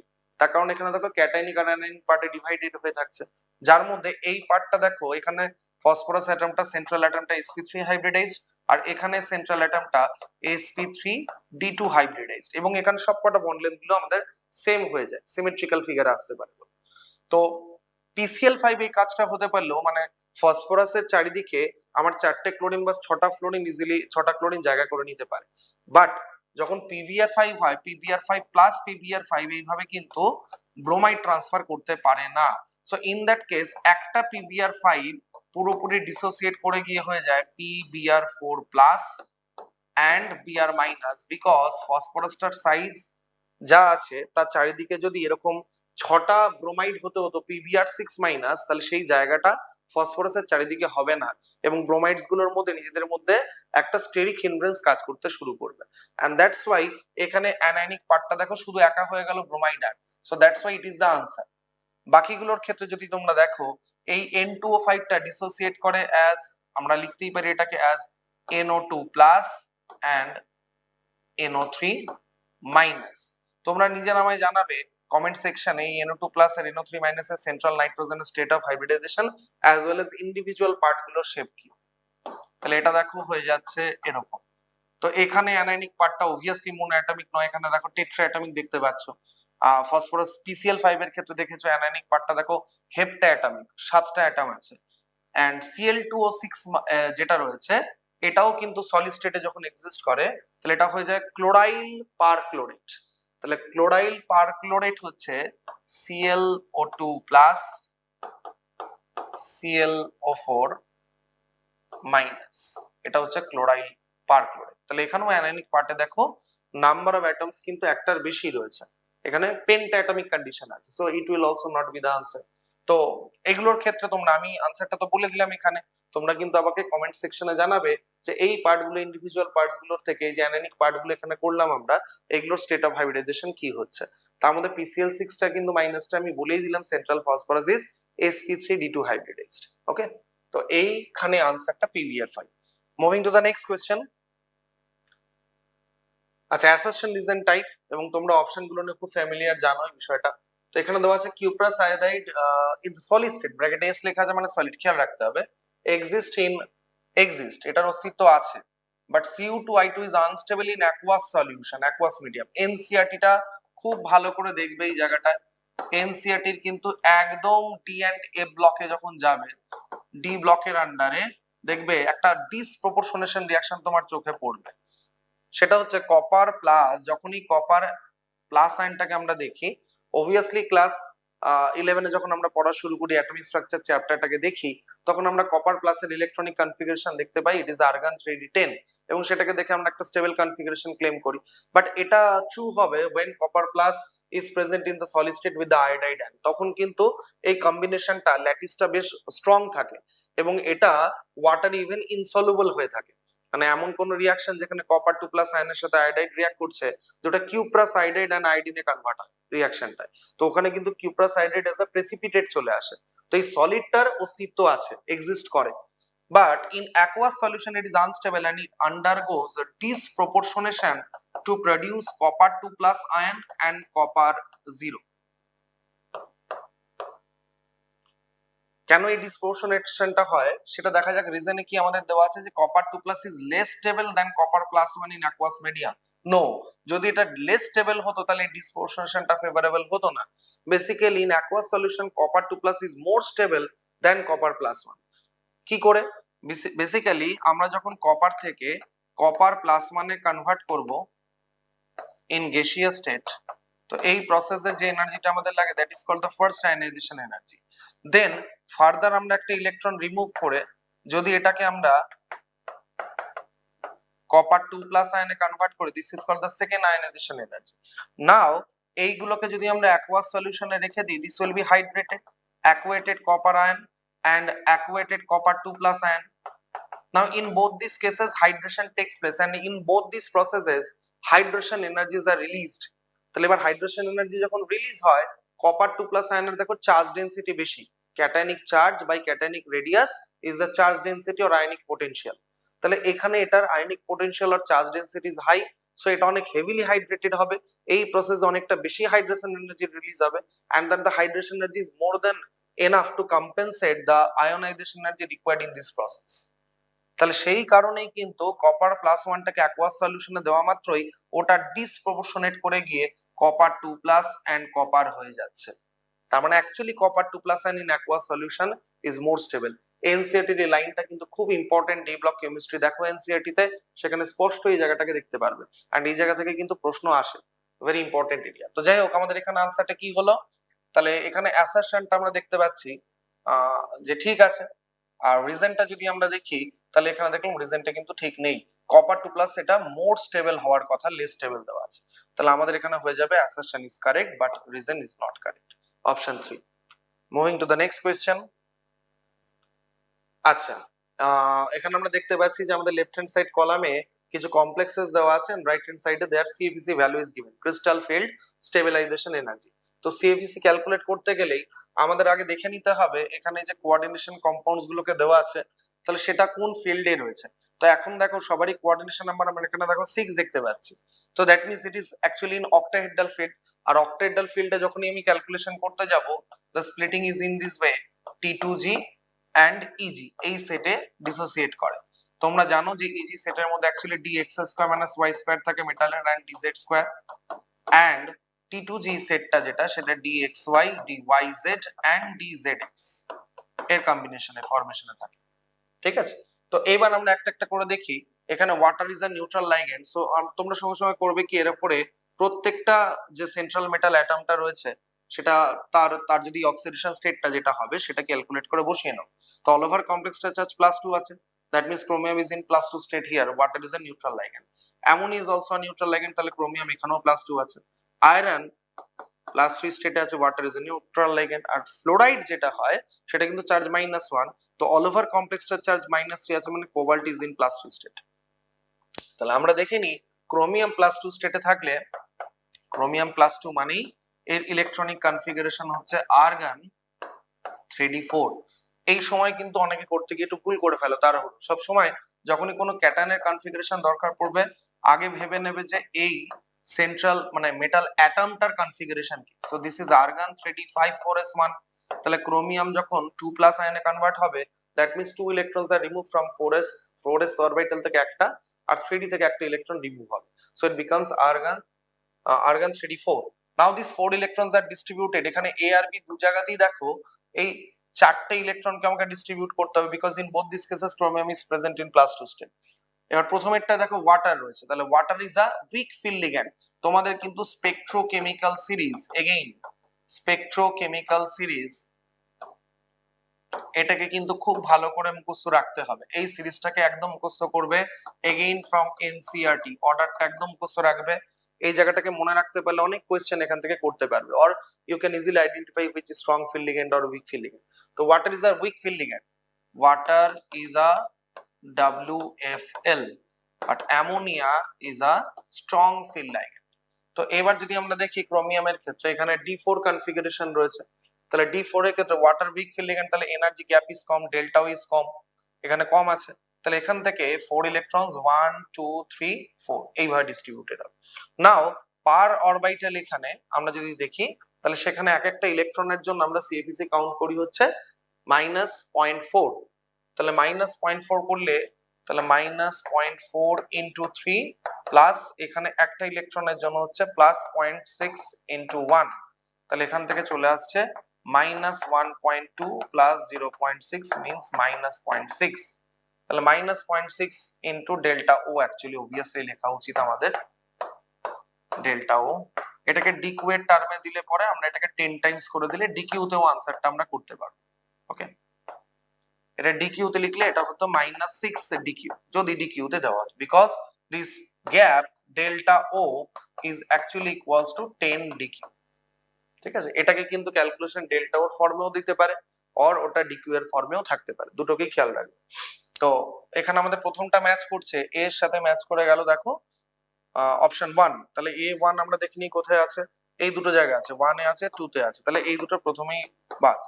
এবার সেকেন্ড এরটা দেখো, এটা দেখো স্ট্রং ফিল্ড লাইগ্যান্ড আছে, তাহলে all this 4 electrons will be paired up in T2G orbital. তাহলে চারটেই যদি T2G তে চলে যায়, then energy will be -0.4 into 4, that is -1.6। আর একটা পেয়ারিং হচ্ছে, আর একটা পেয়ারিং হওয়ার জন্য এটা +P লেখা আছে, +P স্ট্যান্ডস ফর 1 পেয়ার। তাহলে সেখানে এই বি এর সাথে চলে যাচ্ছে রোমান 4, তাহলে বি রোমান 4 দু জায়গাতেই ছিল। তার মানে অ্যাকচুয়ালি আমরা যখন অপশনস গুলোকে করবো এক্সামে, তোমরা করবে যখন প্রথমটা ঠিকঠাক একদম শিওর হয়ে গেলে যে এখানে এখানে A1 আছে, এখানেও A1, তারপর সবসময় সেই অপশনটাকে চুজ করবে যেখানে দুজন আলাদা আলাদা হচ্ছে। তো সেখানে আমরা দেখতে পাচ্ছি এখানে B3 ছিল আর এখানে B4 ছিল। তো এই জায়গাটাকে বিটাকে ঠিক করে আমি আইডেন্টিফাই করতে পারলে বাকি অপশনস গুলো আমার না দেখলেও চলবে। তাহলে এখানে আমরা দেখতে পাচ্ছি বি এরটার সাথে কিন্তু রোমান 4 যাচ্ছে, that means definitely option 2 is the correct answer. বাকিগুলো আমি তাও বলে দিচ্ছি। Fe3+ আয়ন আছে, Fe3+ that is D5 system. তাহলে D5 system water is a weak field ligand, T2G3 Eg2 is the configuration. তাহলে ওখান থেকে দেখো ওটা -1.2 plus 1.2 cancel each other, so it will be 0। তাহলে সি এর সাথে চলে যাবে রোমান 3। আর কোবাল্টের ক্ষেত্রে fluoride is a weak field ligand, 3+ আছে, তাহলে 3+ মানে এটা কত সিস্টেম হচ্ছে দেখে নাও, এটা D6 হচ্ছে। D6 মানে 1 2 3 4 5 6, মানে নিচে 4টে আর উপরে 2টো আছে, ইজি লেভেল। তাহলে এখান থেকে ক্যালকুলেশনস করলে দেখো বাকিটা চলে আসছে, যে ডি অপশন রোমান 2 চলে আসছে। Moving to the next question, the first second and third ionisation energy of metal. আচ্ছা এখানে দেখো আমার এই ভ্যালুস গুলোর মধ্যে একটা অ্যাব্রাপ্ট জাম্প, এই জায়গাটা অ্যাব্রাপ্ট জাম্প আছে। তখন যখন অনেকটা বেশি জাম্প থাকবে, এনার্জির অনেকটা গ্যাপ চলে আসবে, that means the metal contains 2 electrons in its valence shell, সেটা আমরা এখান থেকে বুঝে গেলাম। এটা আমাদের প্রথমেই মাথায় রাখা এই ডেটাটা থেকে। দেন কি বলছে, how many moles of HCl and H2SO4 respectively will be needed to react completely with 1 mole of the metal hydroxide। তার মানে মেটালটার ভ্যালেন্সি এখানে ডেফিনেটলি 2, তাহলে মেটাল হাইড্রোক্সাইড হচ্ছে MOH হোল টুয়াইস। তাহলে কোশ্চেনটা অনেক ইজি হয়ে গেল। তাহলে HCl এর সাথে যদি কমপ্লিটলি রিঅ্যাক্ট করে, এটাকে কমপ্লিটলি রিঅ্যাক্ট করতে গেলে it requires 2 moles, just you have to go for a balance. আর যখন এই মেটাল হাইড্রোক্সাইডটা H2SO4 এর সাথে রিঅ্যাকশন করবে, সো এখান থেকে কমপ্লিটলি দুটো hydroxyl ion will be replaced by 2H+ ions, and in that way it will be metal sulphate and 2H2। তাহলে আমরা দেখতে পাচ্ছি এটা যেহেতু ব্যালেন্সড ইকুয়েশন আছে, তাহলে এখানে এটা 1 মোল, এগুলো যদি 1 মোল অ্যামাউন্টে থাকে, this are 1 mole for in both this cases 1 mole এটা, বাট এখানে এটা লাগছে 2 মোল আর এটা লাগছে 1 মোল। তাহলে এখানে আমরা দেখি 2 and 1 কোথায় আছে, option 4 A. So this is the correct answer. Next, 2 mole of nitrogen and 3 mole of hydrogen are mixed together to produce ammonia. Then select the incorrect option.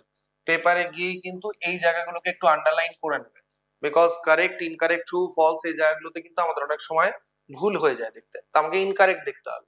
So nitrogen hydrogen, it's a reaction industrially used to prepare or manufacture ammonia in large scale. It's a reversible reaction. Basic informations গুলো তোমরা জানো, যদিও সব information এখানে আমার প্রবলেমে লাগবে। So it is the balanced equation and all are gases, and this is 1 mole of the gas, this is 3 mole of the gas, and this is 2 mole, homogeneous reaction এটা 2 mole of the gas। এখানে কি দেখতে পাচ্ছি, 2 mole of nitrogen and 3 mole of hydrogen are mixed together।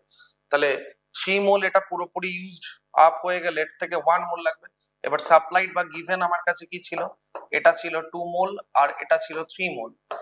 তাহলে এখান থেকে আমরা বুঝে যাচ্ছি যে hydrogen is the limiting reagent and nitrogen is the excess reagent, অতিরিক্ত থাকবে।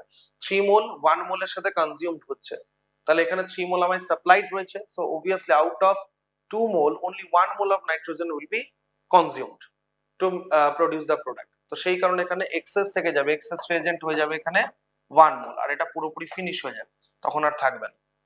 আর এটা প্রোডাকশন হবে সব সময় লিমিটিং এর রেসপেক্টে প্রোডাক্ট আসে। তাহলে 3 mole of hydrogen will produce 2 mole of ammonia। এবার দেখা যাক আমাকে ইনকারেক্ট দেখতে হবে। তাহলে এখানে বলা আছে hydrogen is the limiting reagent, এটা তো কারেক্ট অপশন দেওয়া আছে, ইনকারেক্ট নয়। Nitrogen is the limiting reagent, তার মানে এটা আমার কিন্তু ইনকারেক্ট দেওয়া আছে। The amount of ammonia produced is governed by hydrogen. Obviously যেটা লিমিটিং রিয়েজেন্ট হয়, product will be formed with respect to that amount of the limiting reagent. তার মানে এটাও কিন্তু ট্রু স্টেটমেন্ট হিসেবে দেওয়া আছে, কারেক্ট দেওয়া আছে। তো আমার এখান থেকে আনসার হয়ে যাবে, যেহেতু ইনকারেক্ট দেখতে দিয়েছে, so B only is the answer, option 3। Moving to the next question, Dalton's atomic theory doesn't explain all atoms of a given element have identical properties including identical mass, atoms of different element different mass। এটা একদম ডাল্টনস atomic থিওরির পস্টুলেটস তোমরা জানো, তো সেখান থেকে এটা তো ঠিকই আছে, ডাল্টনস অ্যাটমিক থিওরিটাকে এক্সপ্লেইন করতে পারে। compounds are formed by the combination of atoms in a fixed ratio, এটাও ঠিক আছে। chemical reactions involve reorganization of atoms, these are neither created nor destroyed, all these are the statements of Dalton's atomic theory। And the last one is the laws of gaseous volume, which was given by Gay-Lussac's, যে under the same condition of temperature and pressure equal volume, মানে যদি এরকম হয় under the same condition of temperature pressure reactants are reacting to produce products and they are all remaining in the gaseous state, then the volume ratio is a simple whole number ratio। তো সেই জিনিসটা explain করতে গেলে we have to sometimes work with the natural existence of the gaseous molecules, এবং সেখানে molecule ওয়ার্ডটা চলে আসছে দেখো।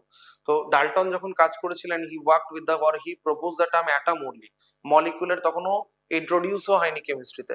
তো উনি ধরতেন যে atom is the smallest indivisible part of the matter and atoms are existing freely in the nature in that sense, but actually তুমি যদি হাইড্রোজেন গ্যাসের কথা ভাবো, নাইট্রোজেন গ্যাস ভাবো, অক্সিজেন গ্যাস ভাবো, fluorine, this are the molecules. তা যখন আমরা গেলুশাস লটাকে আমরা এক্সপ্লেন করতে যাই, গ্যাসিয়াস ভলিউম লটাকে, with the help of this theory will face a problem. So অ্যাটমের রেসপেক্টে প্রবলেমটাকে সলভ করা যাবে না, it should be solved with respect to the molecule. So it cannot explain the loss of gaseous volume, so it should be the answer. Moving to the next question.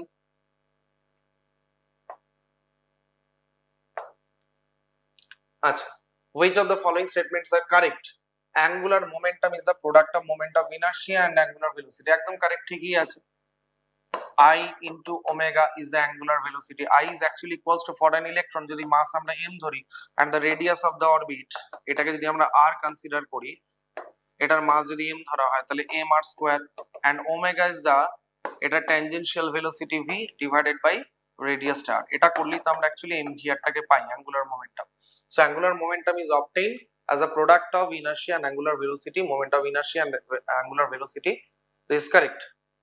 The probability of finding an electron at a point within an atom is proportional to psi square. Psi is the wave function. তো যেখানে আমরা psi square এর value বেশি পাই, actually we are representing with the dots like electron clouds। তো এই ক্লাউডটার density যেখানে অনেক বেশি থাকে সেই জায়গাটাকে আমরা অরবিটাল হিসেবে কনসিডার করি। থিওরিটিক্যালি এটা কিন্তু ইনফাইনাইট ডিসটেন্স অবধি স্প্রেড করে আছে ইলেকট্রন ডেনসিটি। একটা ইলেকট্রনকে আমরা বলতে পারি না যে এক্স্যাক্টলি একটা পার্টিকুলার জায়গায় কিন্তু লোকেট করা পসিবল নয় for a fast moving electron when it is in motion, কারণ ইলেকট্রনের ওয়েভ ক্যারেক্টারও আছে as well as its particle character. তো সেখানে আমরা ইলেকট্রনকে লোকেট করার জন্য প্রবাবিলিটি ইউজ করি। সো সেখানে সেই প্রবাবিলিটি ডেনসিটিটাকে আমরা সাই স্কয়ার দিয়ে রিপ্রেজেন্ট করি। তো সাই স্কয়ারের ভ্যালু দিয়ে আমরা ইলেকট্রনটা যেখানে আমরা বেশি পাই, যেমন ধরো এই জায়গাটা যদি অ্যাবাউট 90%, 90 to 95% যদি প্রবাবিলিটি হয় to find the electron density, so it is considered two be an orbital. এই জায়গাটাকে আমরা একটা অরবিটাল ভাবতে পারি। তো এটা ঠিকই আছে, probability it is proportional to the psi square, like intensity of light যেটা হয়, intensity of light is proportional to amplitude square. Similarly, probability of finding electron at a point is proportional to probability proportional to psi square. এটা কিন্তু modulus ভ্যালুকে consider করা হয়, mod ভ্যালুকে, because psi can be positive or negative but psi square must be positive always. Each orbital is designated by 3 quantum numbers, namely n, l and m. এটাও ঠিক আছে। n principal quantum number, l is azimuthal quantum number and m is magnetic quantum। একটা example দিয়ে দেখি। Suppose I am talking about 2px orbital, because only 2p যদি আমরা বলি it is a set of orbitals। 2p এর কিন্তু তিনটে orbitals আছে, because these orbitals are oriented in three-dimensional space in three different directions, x y z direction। তো সেই অনুযায়ী আমরা তিনটে অরবিটাল দেখি। তাহলে এটাকে প্রপারলি ডেজিগনেট করতে গেলে আমার n এর ভ্যালু লাগলো 2, এখানে l এর ভ্যালু ইজ 1, যেহেতু p অরবিটাল আমরা দেখছি। বাট আমি যদি একটা পার্টিকুলার অরবিটালকে টার্গেট করি, each of this boxes are representing one orbital. তো সেই জায়গায় দাঁড়িয়ে থেকে আমরা যদি দেখি তাহলে এখানে px, py and pz এইগুলোর আলাদা আলাদা করে ভ্যালুস হতে হবে। আর ম্যাগনেটিক কোয়ান্টাম নাম্বারের ভ্যালুস গুলো আমরা জানি লাই করে from plus l to minus l or minus l to plus l including 0। তার মানে এখানে px, py, pz এর জন্য -1, 0, +1 এই ভ্যালুস গুলোকে আমাদের কনসিডার করতে হবে। তা এখানে আমার পুরো একটা অরবিটালের ইনফরমেশন পেতে গেলে কিন্তু এই কোয়ান্টাম নাম্বারস গুলো তিনটেই লাগবে। সো অল দিস আর আমাকে স্টেটমেন্ট বাসে দিয়েছিল কারেক্ট, আবারও বলছি এই জায়গাগুলোকে হাইলাইট করে নেবে, correct statement. So a, b and c both all are correct. Option 4 is the correct answer. Moving to the next question. The feasibility statement type question আছে, the feasibility of a chemical reaction which can be predicted by thermodynamics দিয়ে ব্র্যাকেটে দেওয়া আছে, as you know that a reaction with delta G is 0 greater than 0 at constant temperature and pressure is feasible। না, এই জায়গাটা কিন্তু ভুল দেওয়া আছে। তাহলে statement 1 is incorrect or false, কারণ delta G less than 0 যদি হয় তাহলে ওটাকে আমরা spontaneous reaction কনসিডার করি।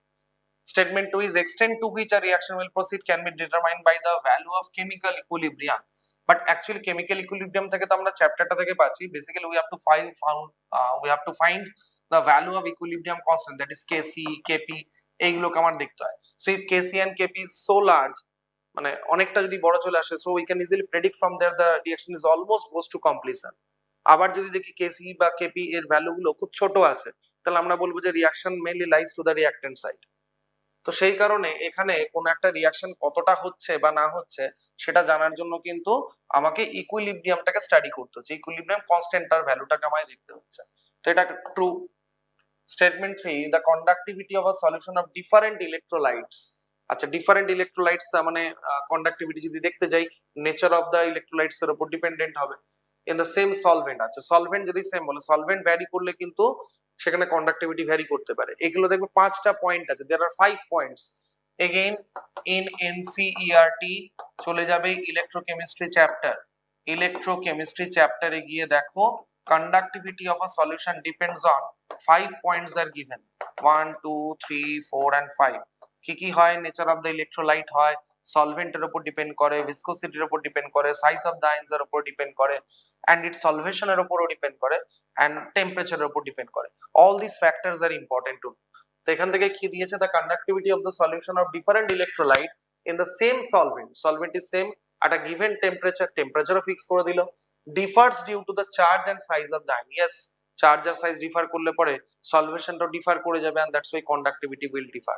এবং অ্যাকোয়াস সলিউশনের মধ্যে আমরা জানি যে মোস্ট কন্ডাক্টিভিটি দেখায় যে আয়ন্স দুটো, ক্যাটায়নের মধ্যে থেকে হচ্ছে H+ আর অ্যানায়নের থেকে হচ্ছে হাইড্রক্সিল আয়ন।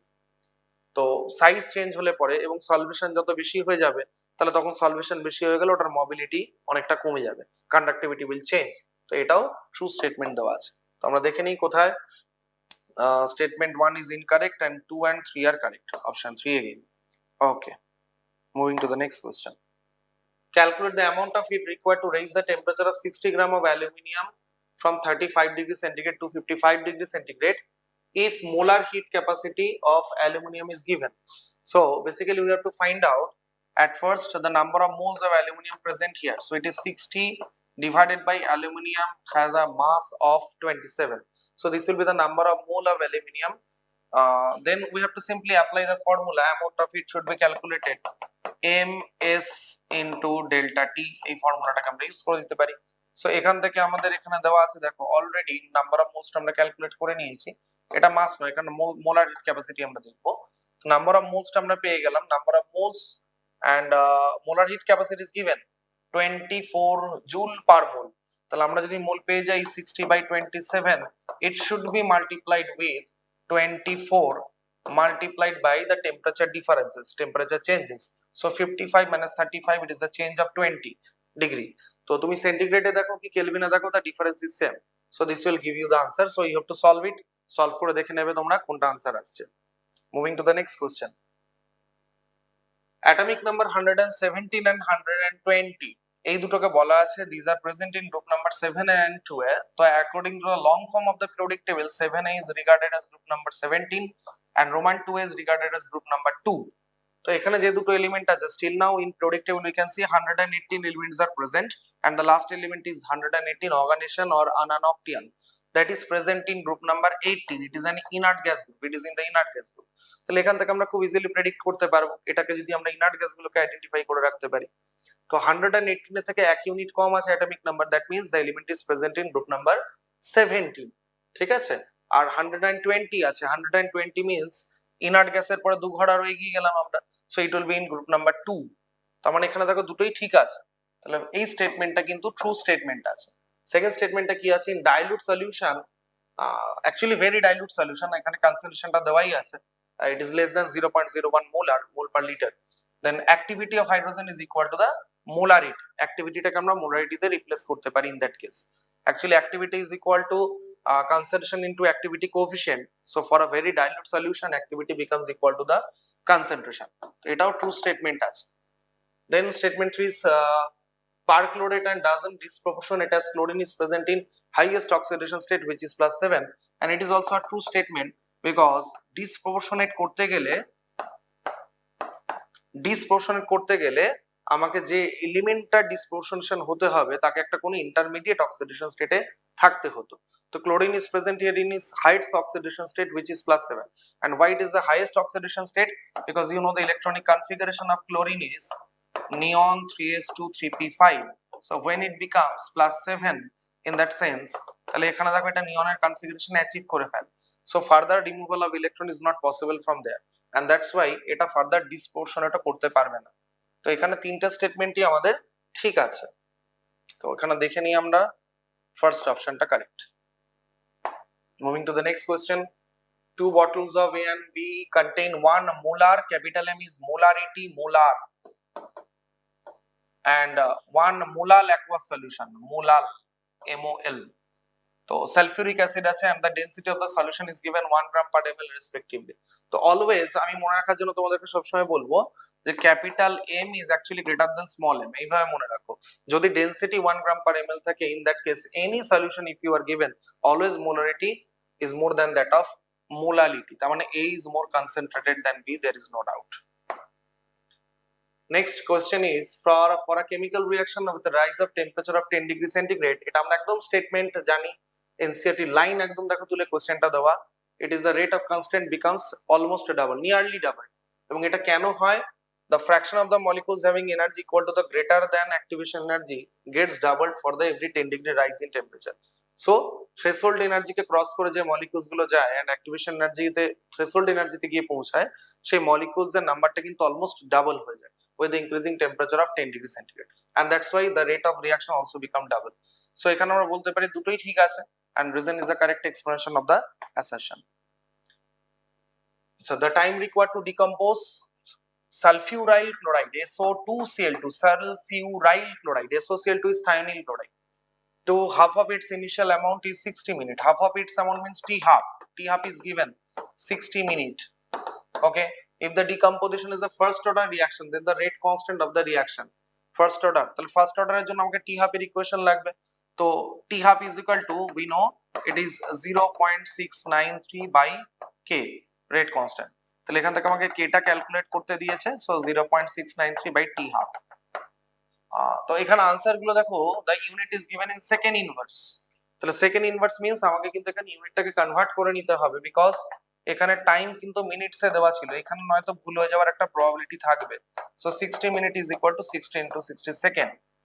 তো এটাকে সলভ করলে পরেই তোমাদের আনসার সেকেন্ড ইনভার্স চলে আসবে। তোমরা পড়ে দেখো কোনটা আসছে answer. Moving to the next question, 1 liter of 1 molar copper sulfate solution is electrolyzed. আচ্ছা, তার মানে copper sulfate solution A copper 2+ ion is there, and when it is being electrolyzed, after passing 2 farad of electricity, molarity of copper 2+ solution will be, আচ্ছা copper 2+ basically aqueous solution এ নিলে it will gain 2 electrons for its neutralization to become copper. তাহলে এই রিঅ্যাকশনটা যখন হচ্ছে, তাহলে আমি দেখতে পাচ্ছি দি নাম্বার ওয়াইজ আমরা দেখি, একটা কপার 2+ এন্ড দুটো ইলেকট্রন গেইন করে একটা কপারে কনভার্ট হয়, and in terms of mole যদি আমরা দেখি, তাহলে এটা যদি 1 মোলার সলিউশন হয় and 1 liter is given there, so it is a 1 molar solution, it will gain 2 mole electrons. তাহলে 2 mole of electrons, তার চার্জটা কি আমরা বলতে পারি 2 ফ্যারাডে, দিলে পরে এখান থেকে 1 mole of copper deposit করে যাবে। So basically 2 farad current যদি আমরা পাস করি, all this copper 2+ and present in the solution will be deposited in the form of copper, and finally it is asked that what is the molarity of the copper 2+ solution remaining.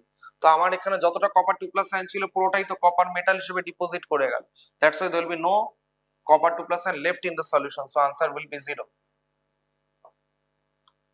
Which of the following statement is or are correct? Correct statement, again you have to underline this thing. It is known that the two NO bonds in nitromethane, this is CH3N double bond O minus plus, or if you are using coordinate bond then plus minus separation টা দেখানো দরকার পড়ে। তো এখানে বলা আছে যে NO bonds গুলো same length, yes that is due to the resonance operate করছে এখানে, so that's why the bond length will be same, intermediate of these two.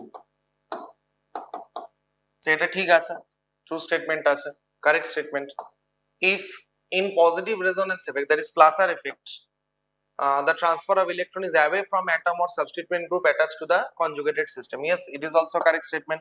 Like if you take example of phenol, then this oxygen is exerting, hydroxyl group is exerting pulsar effect towards the ring, so এটা করতে গেলে গ্রুপটা থেকে electron density towards the ring move করছে away from the atom or group.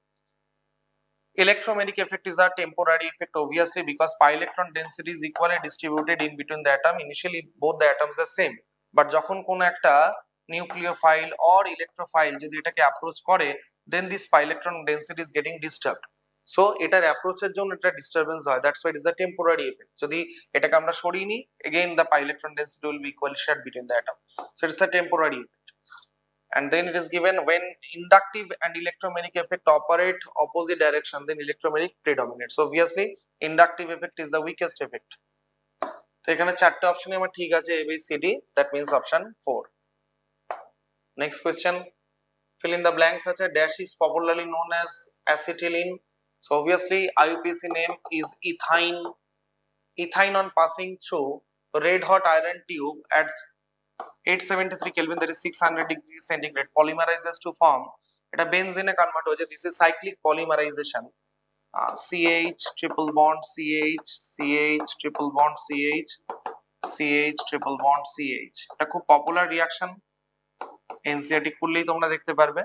আর আরেকটা catalyst দিয়েও কিন্তু এই রিঅ্যাকশনটা হয়, এটা যেমন আয়রন টিউব আছে, কপার টিউব দিয়েও হতে পারে, as well as এখানে আরেকটা রিঅ্যাকশন আমি তোমাদের বলে রাখি, তোমরা কমেন্ট সেকশনে আনসার জানাবে, if acetylene is undergo cyclic polymerization in presence of this catalyst, প্রোডাক্টটা কি হবে, এটা কি প্রোডাক্ট আসে সেটা তোমরা কিন্তু কমেন্ট সেকশনে জানিও।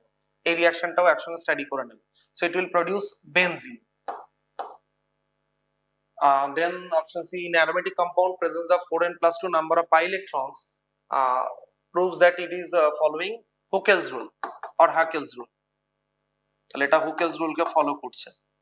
And finally it is given benzene plus concentrated HNO3 concentrated H2SO4, that is mixed acid, temperature is controlled within 50 to 60 degrees centigrade, so the product will be nitrobenzene. Here NO2 plus function as an electrophile, এই কোশ্চেনটাও কিন্তু অনেক সময় দেওয়া হয় যে এখানে ইলেকট্রোফাইলটা কি আছে। সো এই অপশনস গুলো আমাদের কোথায় দেওয়া দেখে নি, এতে ইথাইন, বি হচ্ছে benzene, C Huckel's rule, and D is nitrobenzene. Option 1 is correct. Next question, red phosphorus HI, it's a very powerful reducing agent, and এখানে আমার কাছে ইনিশিয়াল একটা কম্পাউন্ড রয়েছে, প্রোডাক্টে কি জিজ্ঞেস করেছে, losses its optical activity, B losses its optical activity, তার মানে এটা ইনিশিয়ালি দেখো অপটিক্যালি অ্যাক্টিভ ছিল, this carbon is the optically active centre, chiral carbon, এবং এখানে কার্বনের চারটে বন্ডের চারটে ডিফারেন্ট অ্যাটম বা গ্রুপস আছে, that's why it is chiral. But when red phosphorus HI দিয়ে এটাকে ট্রিট করি আমরা, being a strong reducing agent, it will reduce all the functional groups into, it will reduce it into alkane, propane will be produced, তার মানে optical activity চলে যাবে because there is no such chiral center now, তো chirality of the molecule destroyed, this will be the reason. সিমেট্রির ব্যাপার এখানে নেই বা special arrangement রেসিপিং মিক্সচার, এই অপশনস গুলো এক্ষেত্রে অ্যাপ্লিকেবলই নয়। Moving to the next question, primary alcohol, okay, এখানে কি রয়েছে প্রাইমারি অ্যালকোহলের সাথে, আচ্ছা this are the reagents and this are the products given, okay. So dichromate H plus ion, strong oxidizing agent, very strong, so primary alcohol will be directly oxidized into carboxylic acid, তো A দেখো Roman 3, A Roman 3 কোথায় কোথায় আছে, এই দুটো অপশনে নেই, so 2 4 প্রথমেই ক্যান্সেল। দেন আমি বলেছি অপশন চেক করবে আগে, বাকিগুলো দেখার আগে। তো বি তে দেখো দুজন ডিফার করেছে, তাহলে বিটাকে যদি আমি ঠিকঠাক মানে আইডেন্টিফাই করতে পারি, I will get my answer. তো দিস ইজ থায়োনিল ক্লোরাইড, তো থায়োনিল ক্লোরাইড দিয়ে যখন রিঅ্যাকশন হয়, it will be converted into chloroalkane, that is definitely answer will be 1। এবং আমরা যদি অ্যালকোহলের ক্ষেত্রে দেখি, RCH2OH plus thionyl chloride, it is the most important reagent to convert alcohol into but demanding bolte paro reagent, because the side products are gaseous and it is difficult, it will be easier for us to isolate the our target product, তাহলে এটাকে আমরা easily ওখান থেকে isolate করে নিতে পারি, pure compound একদম চলে আসে, pure alkyl chloride you will get. But others reagent use করলে লাইক PCl5 PCl3 আর আদার্স রিএজেন্ট আমরা যদি ইউজ করি, তখন সাইড প্রোডাক্ট গুলো এখানে মেইন প্রোডাক্টের সাথে আমাদের সাথে মিক্সচারে থেকে যায়, সলিউশন থেকে সেপারেশন করাটা কোয়াইট ডিফিকাল্ট হয়। আর এখানে একটা মেকানিজম কাজ করে, আমি এটা বলে দিচ্ছি তোমাদেরকে, SNI অপারেট করে, এটা দিয়েও কোশ্চেন্স থাকে। And RCH2OH thionyl chloride in presence of pyridine যদি রিঅ্যাকশন হয়, the mechanism changes, এখানে কি মেকানিজম অপারেট করে তোমরা কিন্তু কমেন্ট সেকশনে জানাবে। অ্যাজ ওয়েল অ্যাজ যদি এখানে কার্বনটা কাইরাল কার্বন আমরা নিই, তাহলে এই আলফা কার্বনটার কাইরালিটির কি চেঞ্জ হচ্ছে, কনফিগারেশনে কি চেঞ্জ হতে পারে দুটো রিঅ্যাকশনে, সেটাও কমেন্ট সেকশনে জানি। তো আমরা আনসার পেয়ে গেছি, বাকিগুলো আমি একটু দেখে নিই। H2SO4 and heat, obviously alcohol will undergo dehydration to produce alkene. PCC is Collins reagent, pyridinium chlorochromate, it is a selective oxidizing agent which oxidizes primary alcohol to aldehyde only, অ্যালডিহাইডটার further oxidation হয় না, because যে মিডিয়ামটা ওখানে আমরা use করি সেটা একটা নন মানে সেই মিডিয়ামটা আমাদের কিন্তু একটা ওয়াটার থাকে না, অ্যানহাইড্রাস মিডিয়াম চলে আসে। তো পিসিসি দিয়ে কাজ করতে গেলে বেসিক্যালি এখানে সলভেন্ট থাকে CH2Cl2। এই মিডিয়ামটার কারণে এখানে অ্যালকোহলটা কিন্তু কনভার্ট হয় up to aldehyde, further oxidation হয় না। Moving to the next question, choose the correct statement. Sorry, false. Be careful. False statement. আবার আইডেন্টিফাই করে নাও। NH2 is a strongly activating while NHCOCH2 is less activating. Correct? এটা তো false না, এটা true statement. Because NH2 তে আমরা দেখতে পাচ্ছি nitrogen is exerting plus R effect towards the ring. But NHCOCH3 যদি হয়, then it is cross conjugated. The lone pair of nitrogen can undergo resonance with the ring as well as it can undergo resonance with the carbonyl group. এই রেজোনেন্সটাও হয়, so it is cross conjugated from the side. তো তার জন্য electron density towards the ring দেওয়ার probability কিন্তু এর বেশি হয়ে যাচ্ছে। তাহলে এটাই অপশনে দেওয়া ছিল, more activating. NO2 is a strongly deactivating because NO2 group যখন এরকম কনজুগেটেড সিস্টেমে এক্সার্ট মানে থাকে সেখানে -R and -I effect excerpt করতে পারে। CH is less deactivating than NO2। আচ্ছা, CH ও কিন্তু -R -I দেবে বাট লেস পাওয়ারফুল। তাহলে এটাও দেখো এখানে কিন্তু ট্রু স্টেটমেন্ট দেওয়া আছে, আমাকে ফলস আইডেন্টিফাই করতে হবে। আচ্ছা, নেক্সট আমরা দেখি NaCOR and CHO are meta directing group. No, এটা দেখো এটা ক্রস কনজুগেটেড থাকলে পরেও কিন্তু কিছুটা ইলেকট্রন ডেনসিটি এখানে রিং এর দিকে দিচ্ছে, ফলে এটা কিন্তু যখন ইলেকট্রন ডেনসিটি আমরা রেজোনেন্স করে দেখবো we will get more electron density at ortho and para positions, and that's why যখন কোন ইলেকট্রোফাইল এখানে অ্যাটাক করবে that will attack from the ortho and para positions, mainly para position because to avoid the steric hindrance এই জায়গায় ইলেকট্রোফাইলটা প্যারা দিয়ে attack করে। তো এখানে এটা অর্থো প্যারা ওরিয়েন্টিং গ্রুপ হয়ে যাবে, but CHO exerting -R and -I it will be meta orienting group towards the incoming electrophile. CF3 and COR meta directing, it is also correct, তার মানে এখানে এটা false statement আছে, so answer will be option 3. Which of the following statement is or correct statement? অনেকগুলো statement type আমরা question পাচ্ছি, it's a little bit time consuming, that's why পেপারটা। তো fructose belong to D series, obviously এটা actually natural fructose consider করতে হবে। Natural fructose belongs to D series. D stands for the nomenclature not related to the rotation of PPL, plain polarized light এর রোটেশনের সাথে কোনো সম্পর্ক নেই, it is just for nomenclature and it is a levorotatory compound। তাহলে রোটেশনটা কিন্তু anti clockwise হচ্ছে, but কম্পাউন্ডটার নাম D ফ্রুক্টোজের structure যদি আমরা দেখি, so this is CH2OH, then C double bonded O, then we have CH2OH, HOH, HOH, HOH, and to decide the D or L nomenclature we have to look at the configuration of the lowest chiral carbon in this chain. So if hydroxyl group is on the right hand side then it is given as the D nomenclature, এবং এখানে এই কম্পাউন্ডটার যদি optical activity আমরা দেখি এটা plane polarise light কে anti clockwise rotate করে, তাহলে আমাকে কারেক্ট স্টেটমেন্ট বলেছে, তাহলে এটা কারেক্ট স্টেটমেন্ট আছে এটা।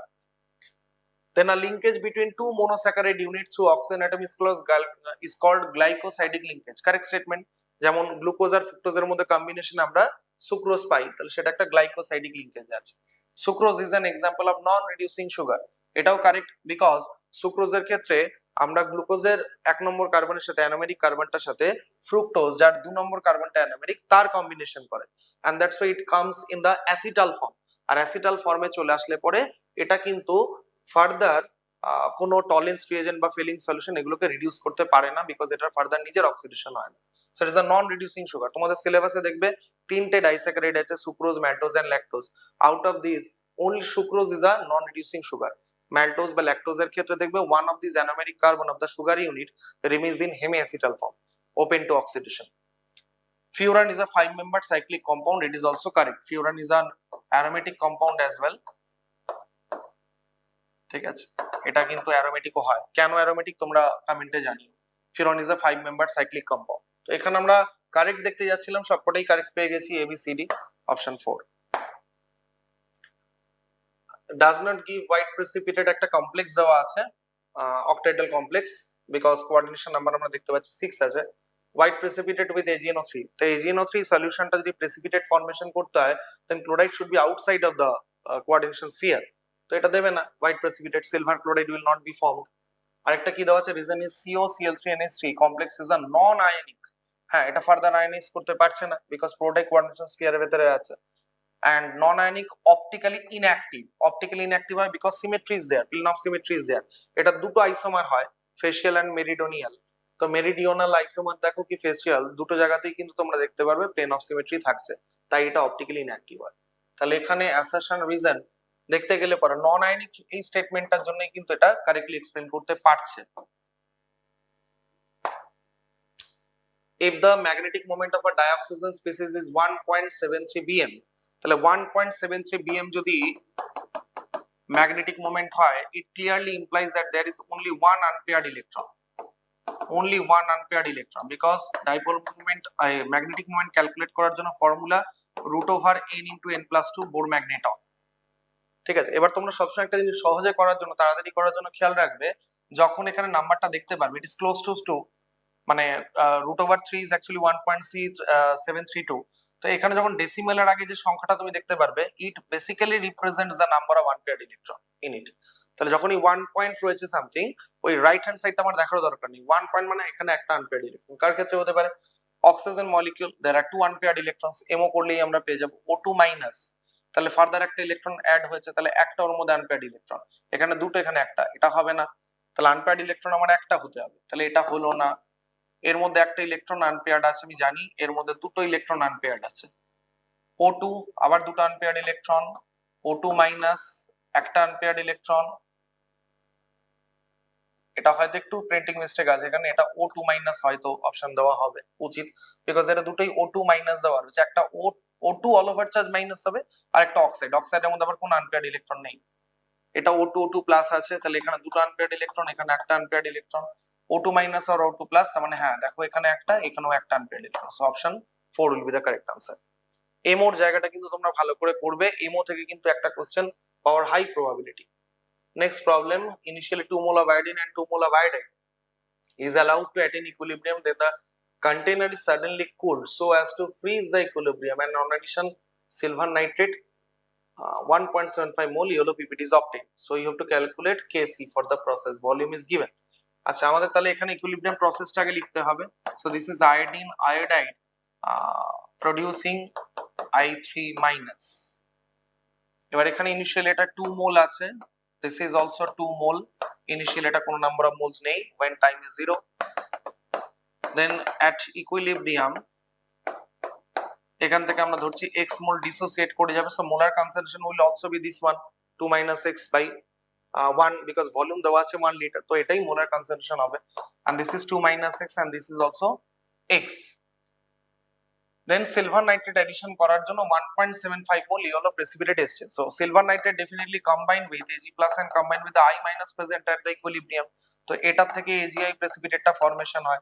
so equilibrium আমার এই যে 2 minus x টা রয়েছে, this is actually the 1:1 molar combination আছে, so that means এই 2 minus x mole of iodide is combining with 2 minus x mole of Ag plus and, so what we can say এখানে যেহেতু 1.75 mole of AgI formation হলো, so this is 2 minus x is equal to 1.75, তো x is equal to এখান থেকে আমাদের চলে আসবে 2 minus 1.75, that is 0.25।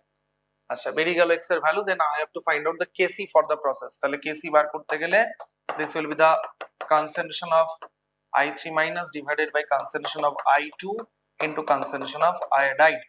I3 minus এর concentration x ধরা ছিল, at equilibrium so it is directly 0.25, I2 এর concentration equilibrium এরটা বসাবে কিন্তু, not the initial concentrations, so it is 2 minus x, তাহলে 2 minus 0.25, that is 1.75, and this is also 2 minus 0.75, তো এটাকে further তোমরা ক্যালকুলেট করে কেসিটা কোনটা আসছে দেখে নাও।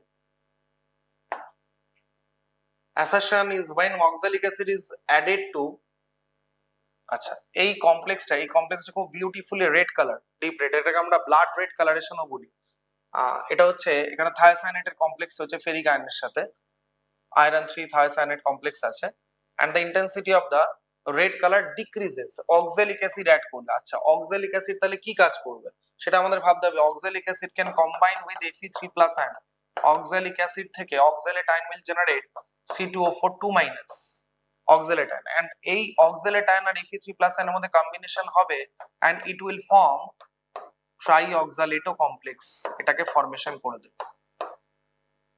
এন্ড দ্যাটস ওয়াই এই কম্বিনেশনটা কিন্তু বা এই রিঅ্যাকশনটা কিন্তু এই ইকুইলিব্রিয়াম প্রসেসটার থেকে আরো বেশি favourable, because there is a chelating ligand. C2O4 2 N is a chelating ligand, মানে ক্র্যাব লাইক স্ট্রাকচার ফরমেশন হয়, এটা অনেক স্টেবল কমপ্লেক্স ফরমেশন হয়। তো তার জন্য এই রিঅ্যাকশনটা হওয়ার প্রবাবিলিটি তখন কমে যাবে, because Fe3+ will decrease in concentration in the solution, and that's why blood red কালারের যে ইন্টেন্সিটিটা ছিল সেটা আস্তে আস্তে কমে যাবে। আচ্ছা, রিজনে কি দেওয়া আছে? Oxalic acid react with other same reason is given to form the stable complex. এটা কিন্তু একটা স্টেবল কমপ্লেক্স, কিলেটিং বলি এটা কিলেটিং কমপ্লেক্স। আমরা অনেক সময় এটাকে চিলেটিং বলি, the proper pronunciation is chelating. Chelating complex ছিল এটা কিলেটিং লিগ্যান্ডের কারণে। তো both A and A are correct and R is the correct explanation of assertion. Moving to the next question. The cell in which the following reaction occurs, একটা electrochemical sell reactions তোমাদের কাছে দেখতে পাচ্ছ দেওয়া, Fe3+ থেকে Fe2+, iodide থেকে iodine. আচ্ছা, E0 cell is given, okay, you have to calculate the standard Gibbs energy। সঙ্গে সঙ্গে ফর্মুলা ইউজ করো, delta G0 is equal to standard বলেছে তাই delta G naught or 0 minus NF E naught। তাহলে n হচ্ছে number of electron transferred in the process. তো এখানে আমরা দেখতে পাচ্ছি Fe3+ থেকে Fe2+, একটা আয়রনের জন্য একটা ইলেকট্রন ট্রান্সফার হয়, as in the balance 2 ions are present, so দুটো ইলেকট্রন ট্রান্সফার প্রসেস যেটা, so n is 2। আচ্ছা, এখানে आंसर f এর ফর্মে আছে, so keep it in the form f, and E0 is given 0.236 এত, এটা হয়ে যাবে এত। অ্যাকচুয়ালি প্রোডাক্ট আমরা পেয়ে যাব, তো কত আসছে 2 দিয়ে মাল্টিপ্লাই করে 12 3 2 6 7 4 -0.472 f চলে আসছে। ইয়েস, অপশন 4 আমরা দেখতে পাচ্ছি সরাসরি। ফর্মুলা হচ্ছে এটা খেয়াল রাখবে, এই ফর্মুলার উপর বেস করে আমাদের ইভেন এটা কিন্তু আমাদেরকে জিজ্ঞেস করতে পারতো, what is the maximum work done obtained from the cell. It is the electrical work done, and electrical work done is calculated as a charge multiplied by the potential। তাহলে charge হচ্ছে এখানে n into f, n is the number of electron transferred in the process, and potential is E naught। Standard যদি আমরা দেখি 73 question, most stable resonating structure হবে। আচ্ছা, এটা একটা কার্বোক্যাটায়ন দেওয়া আছে ইনিশিয়ালি, তো carbocation carbon has incomplete octet, it has 6 electron surrounding it. তাহলে আমাকে দেখতে হবে যে এমন কোন স্ট্রাকচার যেখানে কার্বনটার অক্টেট কমপ্লিট আছে। তো এখানে দেখো আবার কার্বোক্যাটায়ন আছে, ইনকমপ্লিট অক্টেট, এটা incomplete octet.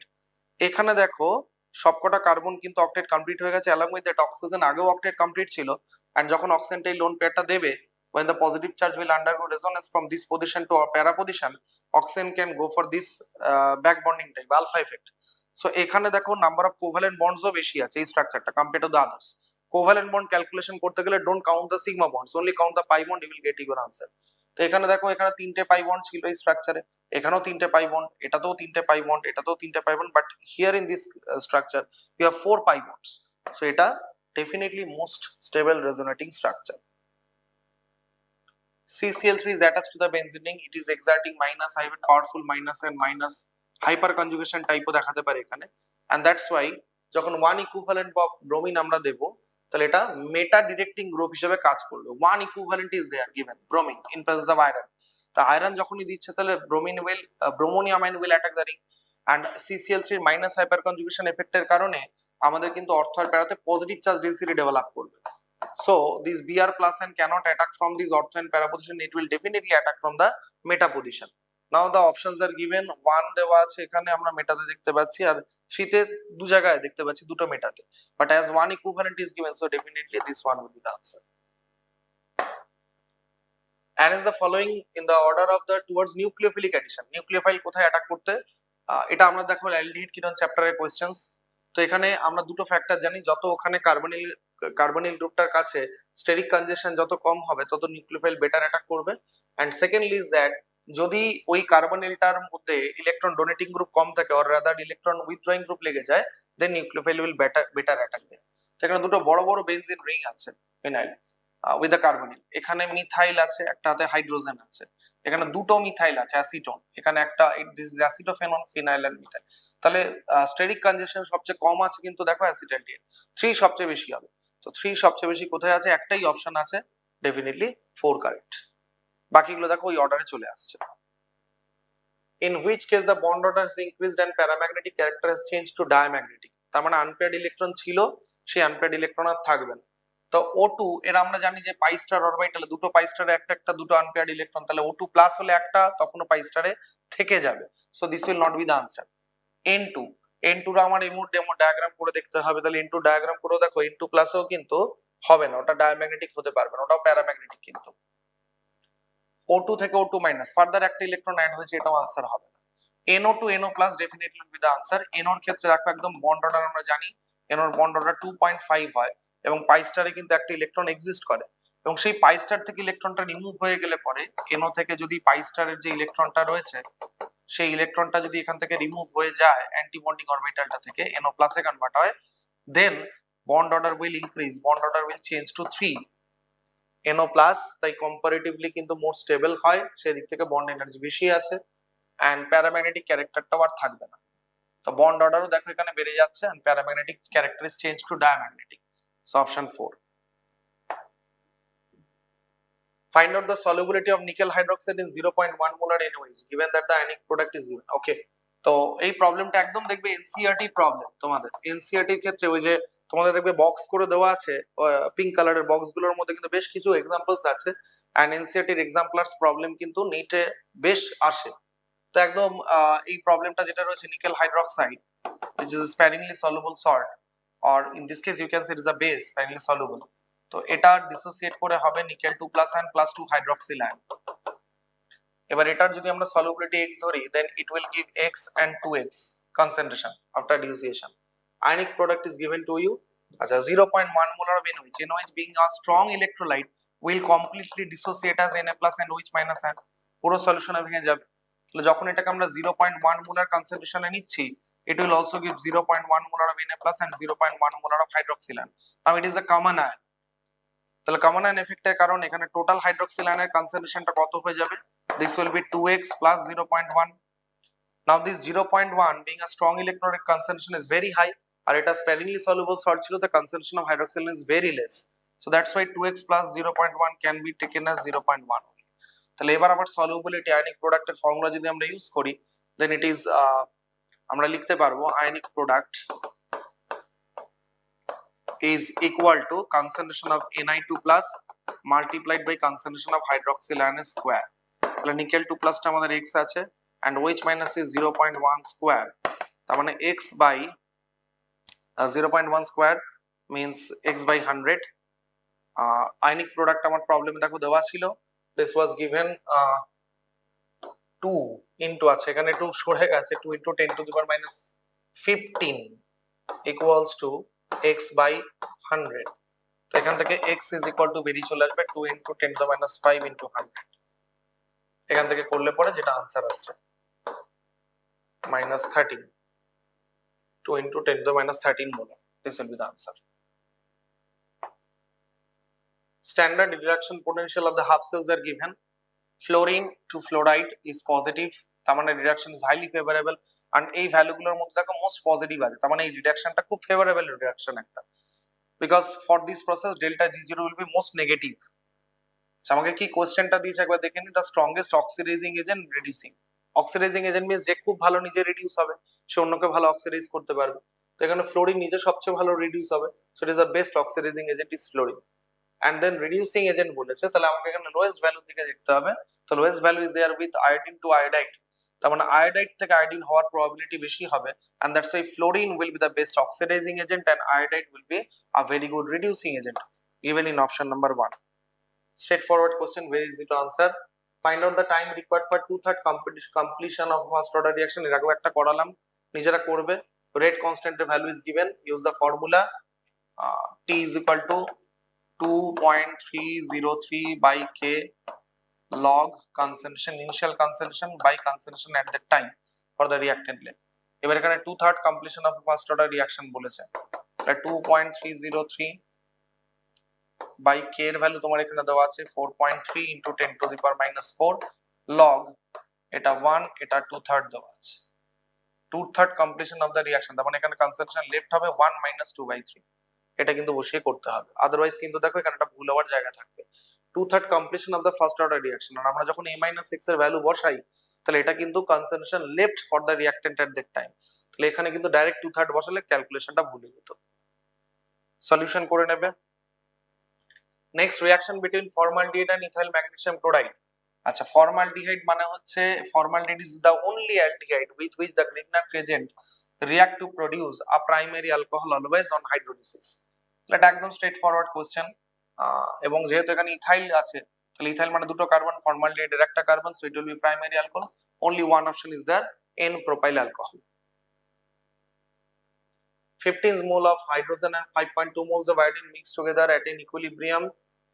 Equilibrium HI is formed হচ্ছে, তাহলে রিঅ্যাকশন লিখে নাও, H2 plus I2 forming 2HI.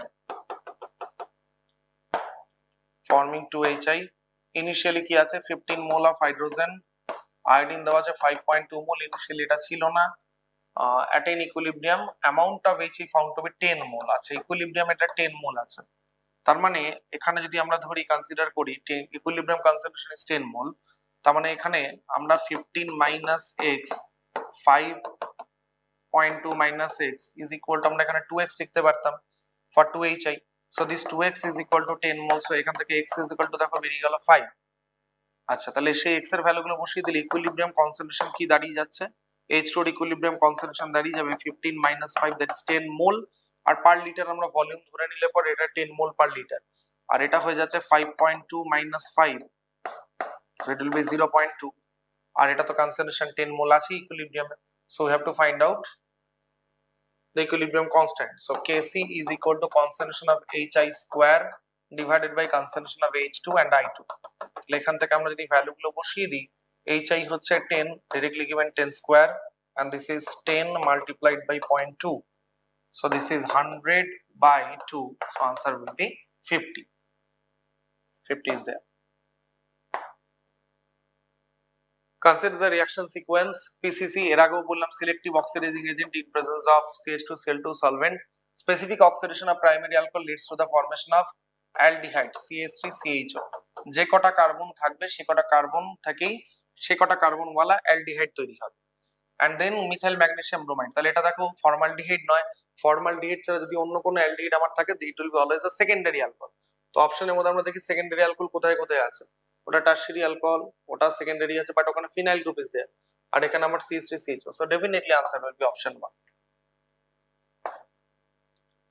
Most reactive towards acid catalyst dehydration. Dehydration মানে হাইড্রক্সিল গ্রুপটা প্রোটনেশন হয়ে লিভ করবে।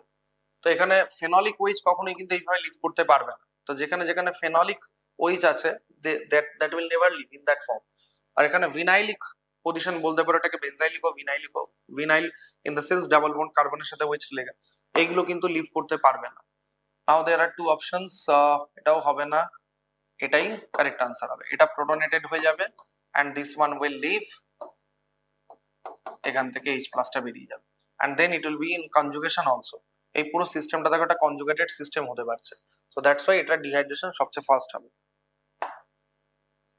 which is most acidic? আচ্ছা, বেনজোইক অ্যাসিড দেওয়া আছে, then after its substitutions are given and there is a phenol বা phenolic system with a chlorine substituent is less acidic, no doubt এটা answer হবে না।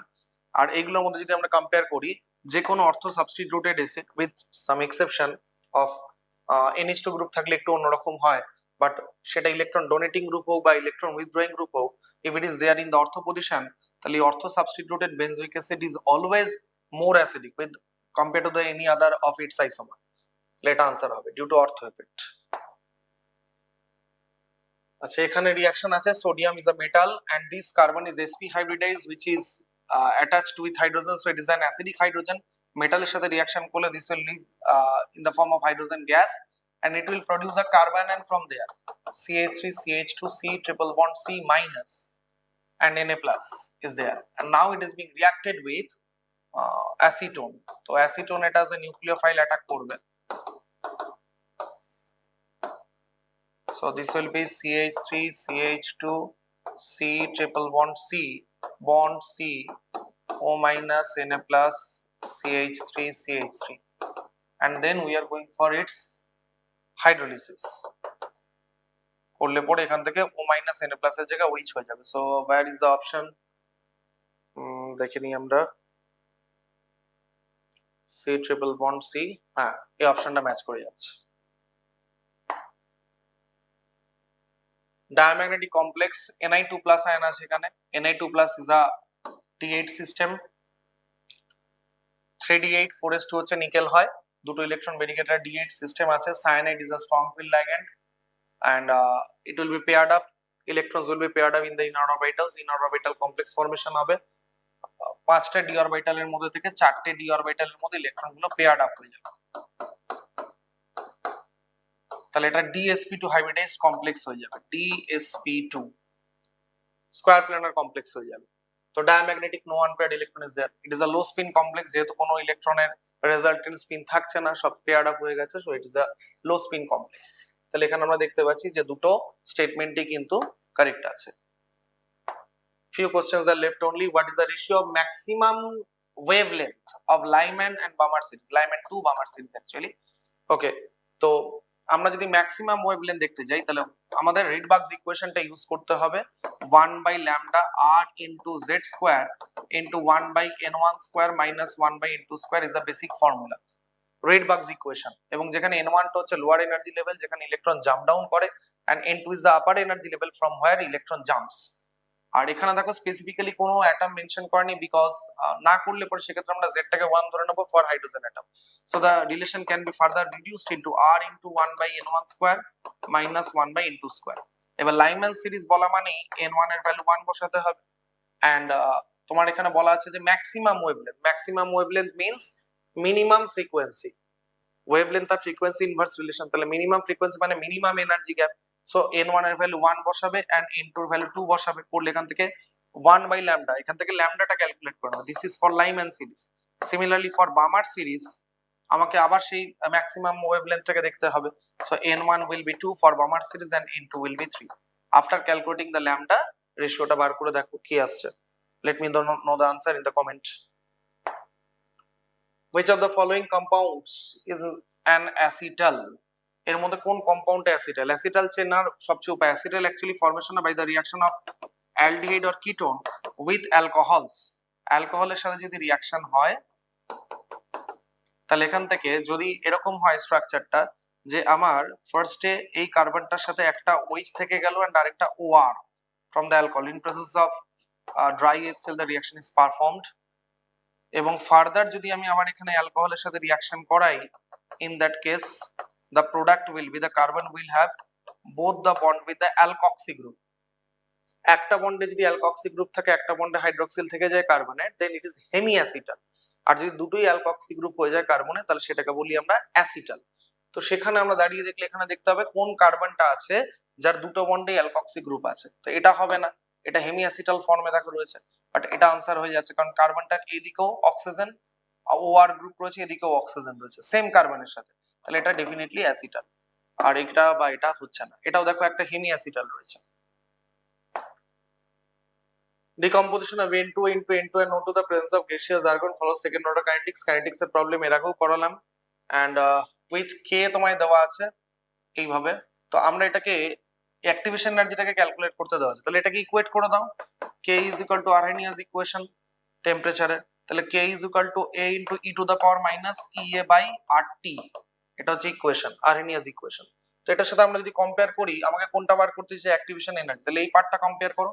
So this is E to the power minus EA by RT is equal to E to the power minus 29,000 K by T, that means এটা comparable. তাহলে এখান থেকে EA by R this is equal to 29,000 হয়ে গেল, তাহলে এখান থেকে আমার ফাইনালি EA টা ক্যালকুলেট হয়ে যাবে 29,000 into R, তাহলে 29,000 into R এর ভ্যালু, আচ্ছা R এর ভ্যালু আছে, অ্যানসার দেখো ক্যালোরি বা কিলো ক্যালোরিতে আছে, তাহলে R এর ভ্যালু আমাকে ক্যালোরি বা কিলো ক্যালোরিতে বসাতে হবে।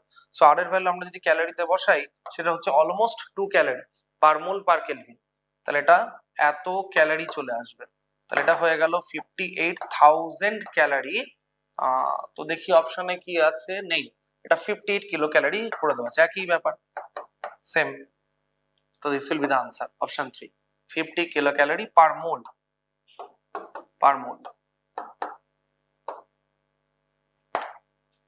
আমাদের লাস্ট কোশ্চেন সবটাই হয়ে গেল।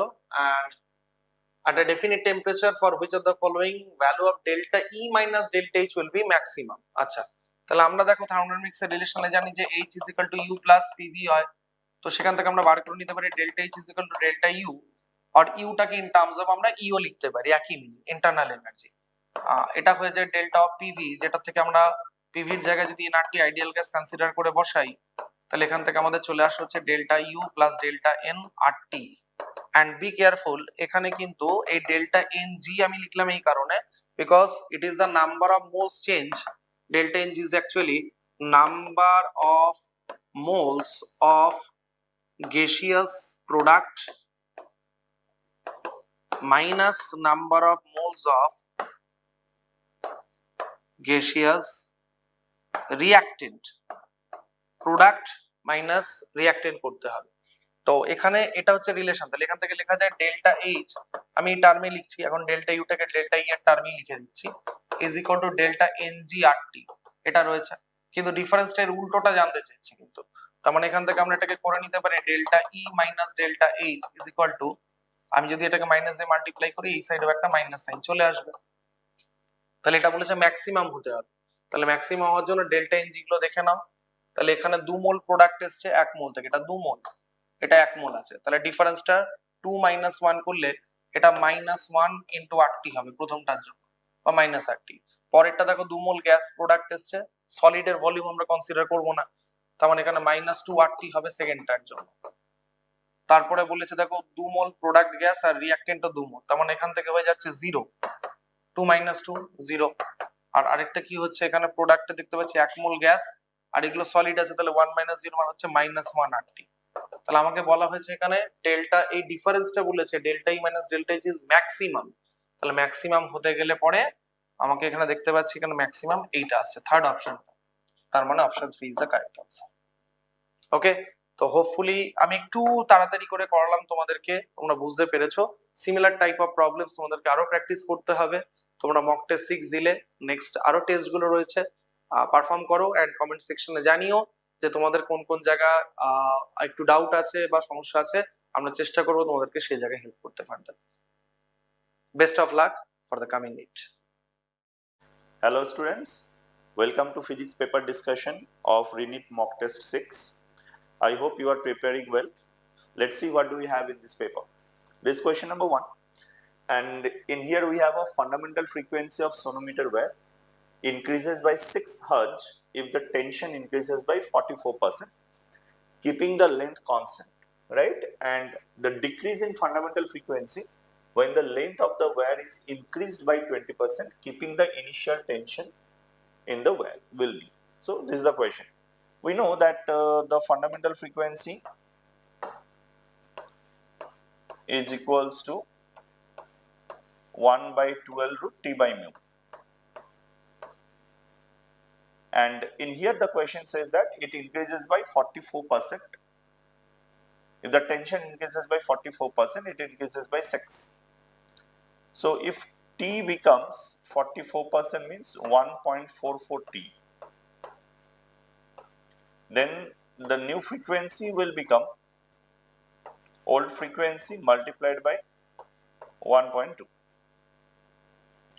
So the delta F, the change in frequency, is 0.2 F, which is given by 6 Hz, right? So the F is equals to 30 Hz is the frequency, original frequency. Now it says that the tension remains same, but the length is increased by 20%. So if I change the length, 20% means 1.2 L, then the new frequency becomes 1 by 1.2 into the old frequency, right? And old frequency is 30. So it is 30 by 12 into 10. So I think it is 25. So what is the change in frequency? Now this is 5 Hz. This should be the answer for this question.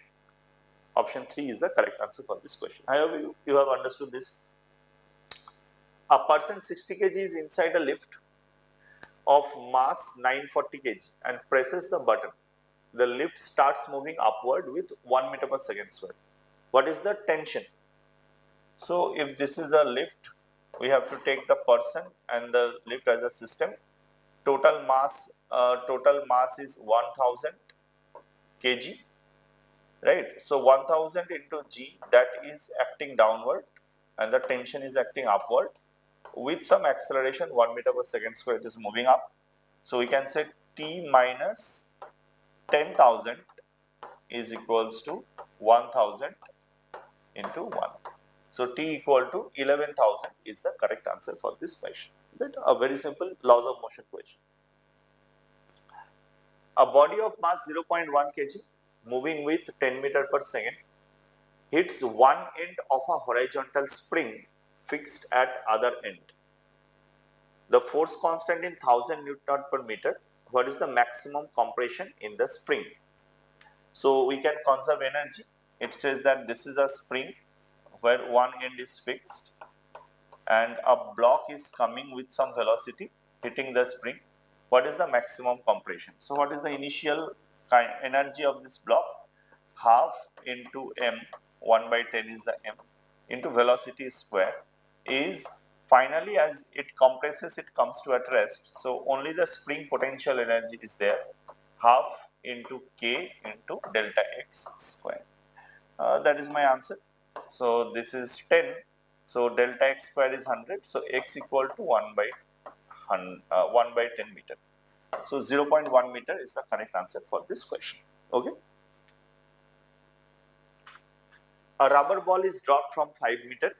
It bounces to 1.8 meter. The ball loses its speed by a factor. So if it dropped from 5 meter, the speed with which it hits, it is root over of 2g into h, right, 5 meter. And if it rises to 1.8 meter, then the velocity with which it moves up is root over of 2g into 1.8, right? So the ball loses its speed by a factor. So how much is the final velocity by initial velocity is equal to root over of 1.8 by 5, right? So root over of 9 by 25 means 3 by 5. So it loses by a factor of 3 by 5. That is the correct answer for this question. A uniform rope is hanged vertically.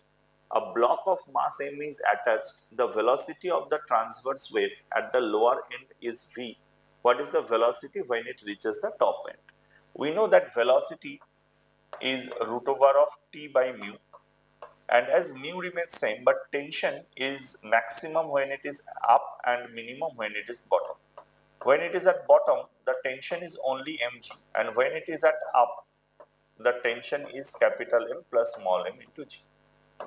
So if you ask me what is the velocity when it reaches the top, so velocity at the top divided by velocity at the bottom is equals to, it is in directly proportional to root over of t. So it is root over of m plus n by m. Alright. So the answer is root over of m plus n by m into v. Option 4 is the obvious choice for this question. The distance of a body under the action of a force varies with x is a function of t given, right? What is the work done in 2 seconds? Okay, work done is change in the kinetic energy. So if I know that what is the velocity from differentiation of x, we can find the velocity. So velocity is equal to 60 plus 2 at x equal to 0, velocity is equal to 2 and x equals to, it's talking about time, sorry. So at t equal to 0, the velocity is 2 and t equals to 2, the velocity is 14, right? 14.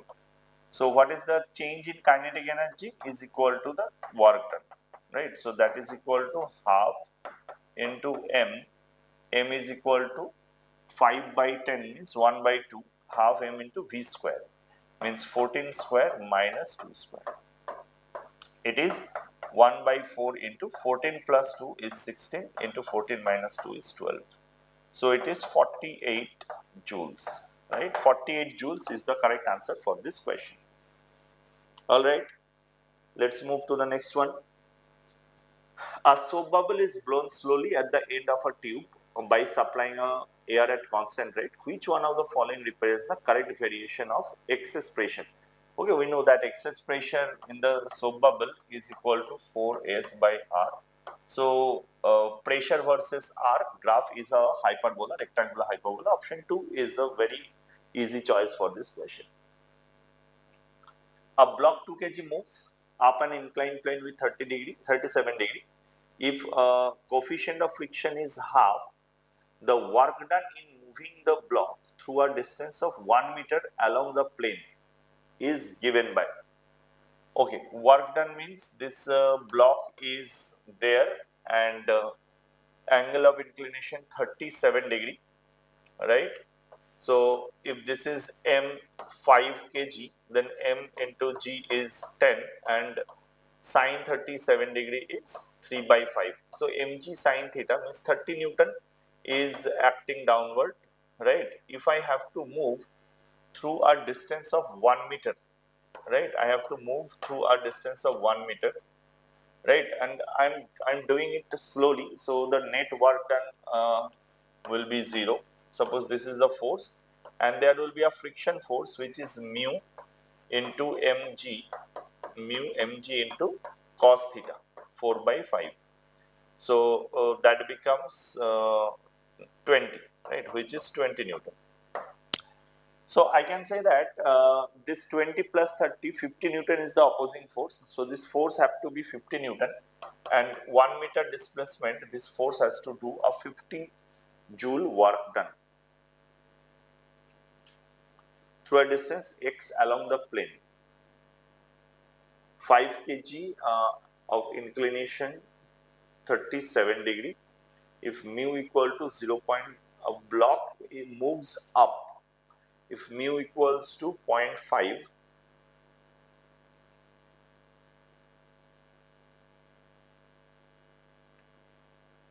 work done in moving the block through 1 meter along the plane is given by.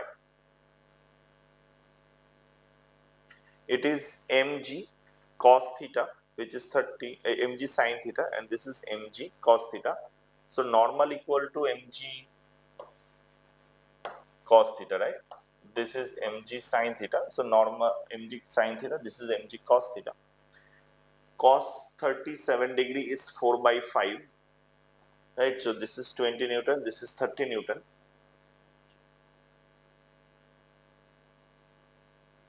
Work done in moving the block through a distance 1 meter along the plane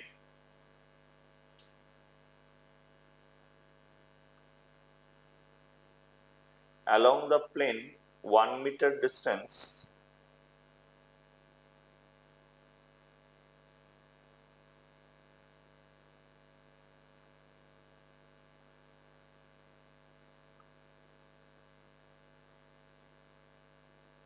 I think the answer should be 50 joules, right? Because this is 30, this is 20. So 30 plus 20 is 50. So the answer should be 50 joules. Moving the block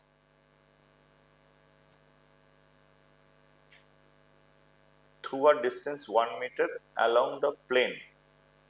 Okay, I think what I think that this block is moving downward, right? If someone is moving the block downward, right, this question should mention this, right? Then this is 30 Newton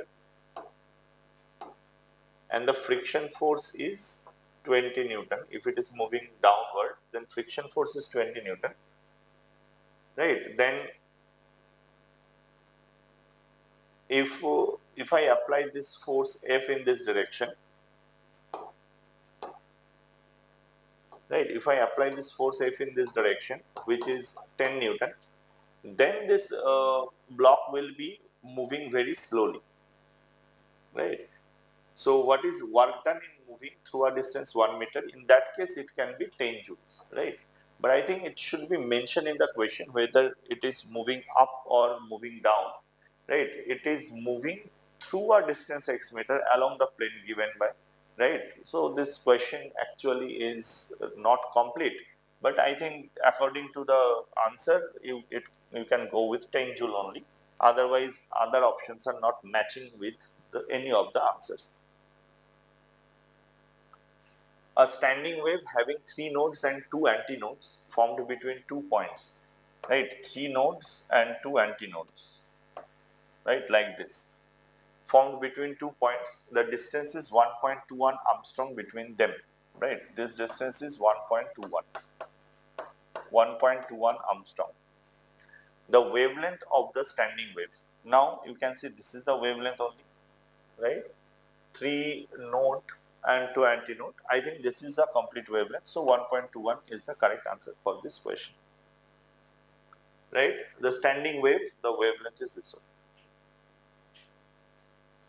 A cylinder of radius r and length L is placed on a uniform electric field that the axis of cylinder makes an angle theta with the field, right?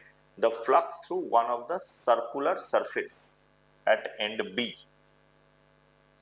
Okay, so flux through the circular surface is, this is the area vector, which is pi r square, right? And this is E, and the angle between them is cos theta. So pi r square E cos theta, so that should be your answer. Pi r square E cos theta, pi r square E cos theta should be your answer, right? Only the flat face it is asking. So this flat face should be pi r square E cos theta.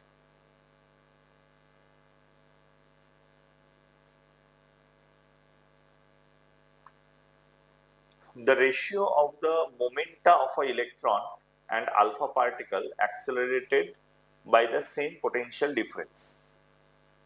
Okay. Momentum of electron is equals to m into v, right? And accelerated by the same potential difference, that means their kinetic energy is the same. Kinetic energy, if you say it is half mv square, right? So this is p square by 2m, right?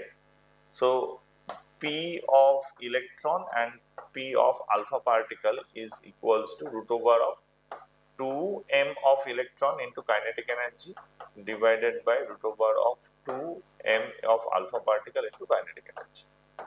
Now the question says that same potential difference. So if I maintain the same potential difference, then electron and alpha particle both will gain kinetic energy is equal to potential energy, which is charge multiplied by the potential.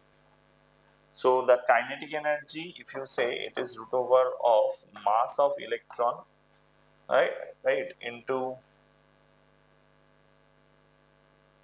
mass of electron and charge of electron multiplied by charge of electron is electronic charge multiplied by the potential, and mass of alpha particle, charge of alpha particle is twice of charge electron multiplied by potential.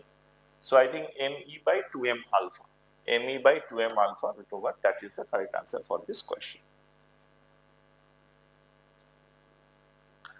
A monkey is hanging from a vertical rope. The rope will not break when 25 kg suspended, but it will break if the mass exceeds. What is the maximum acceleration with which monkey can climb? So suppose this is a monkey and it can climb up with some acceleration a. The tension is maximum 250 Newton, but the weight of the monkey is also 200 Newton.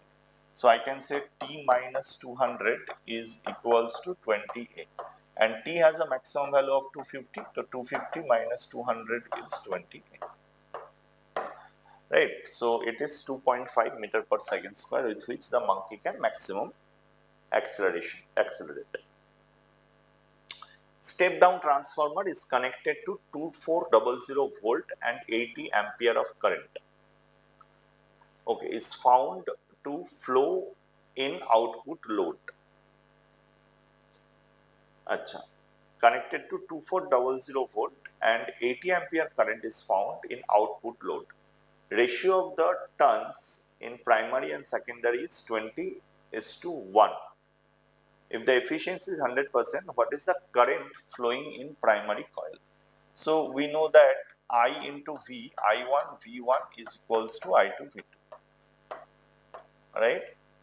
And I1 I have to calculate, right? V1 is 2400,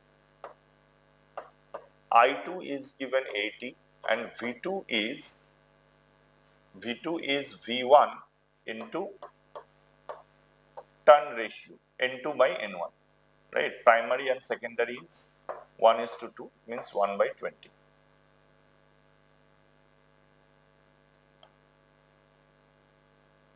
Right? Primary and secondary. So V2 by V1 is equal to N2 by N1. So V2 equal to V1 into N2 by N1. Right? So from here we can say that the value of I1 is equals to 4 ampere. Okay? As it is stepping down, so voltage, the current is 80 ampere, means in the this side, secondary side. Stepping down means voltage decreases and current increases. So that is what it is happening here. Work function of a surface is 6.2 electron volt. The wavelength of incident radiation for which the stopping potential is 5 volt lies in. If the stopping potential is 5 volt, then the maximum energy H nu minus 5, it is the maximum kinetic energy, which is equals to 5 eV, 5 electron volt, and so H nu is equal to 6.2 plus 5, means 11.2 electron volt. So the frequency, you can see it is 1240 by 11.2 nanometer, right? Wavelength.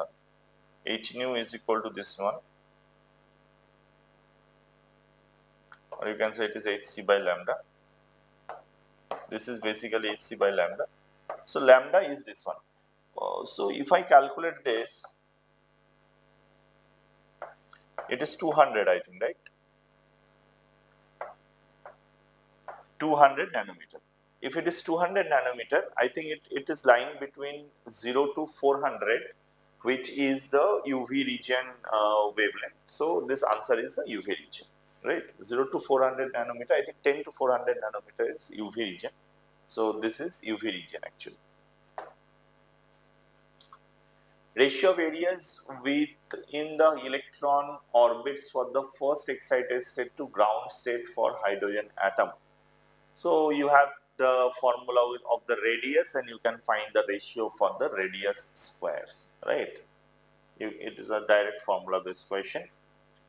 Barrier potential for PN junction does not depend on barrier potential of a PN junction does not depend on forward bias. So whatever is the forward bias you have applied, the potential will not depend on it, right? Otherwise, it will all depend on temperature, doping density, diode design, everything. I think it will depend on, right? Because ultimately, at the barrier potential, the region should be depletion region, right? So in which side, what is the concentration of holes and what is the concentration of the electrons, right? It depends, right? That this thickness depends on these concentrations. So it all depends on design, and of course temperature plays also a important role, because we know that if temperature is more, then there are more number of electrons can go to the conduction band, right? So I think this should be the answer. A force acting on 50-gram particle such a way that position of the particle as a function of time is given. What is work done in first 4 seconds? The question is very similar to whatever we have done, I think, in question number 2, 3. So x is there, so v is equal to 3 minus 8 t plus 3t square.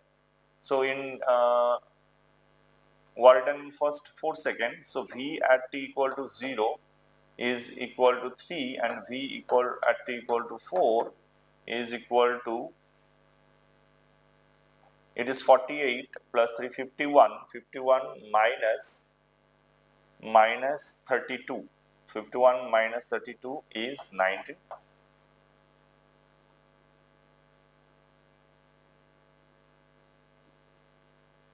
Right, okay. So what is the kinetic energy and change in kinetic energy is what done, which is half into m 50 gram, half into m into v square minus u square, half into m into v square minus u square, right? So that becomes 5 by 200, 2 into 100 into 19 minus 3 is 16, 19 plus 3 is 22, right? So it is 11, 16 into 5, right?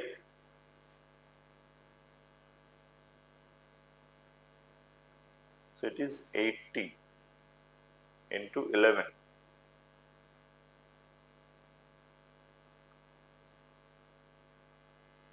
Is it 88? Something like that. A force acts on a particle in such a way that the position of the particle as a function of t is given by where x is in meter and t is in second. What is work done during the first 4 seconds?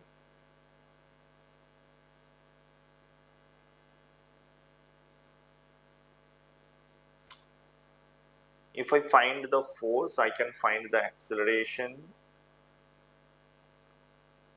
Acceleration is a variable acceleration. Change in kinetic energy is work done by the forces, right?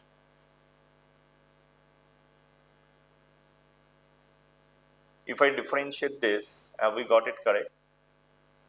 Minus 8t plus 3t square v, to t equal to 0, v is equal to 3, and t equal to 4, v equal to 3 minus 32 is 29 plus, okay, I think 3 minus 32 is minus 29 plus 48. 48, 29 means 19. Yes, correct. It's 19, right? A square minus b square, a plus b, a minus b.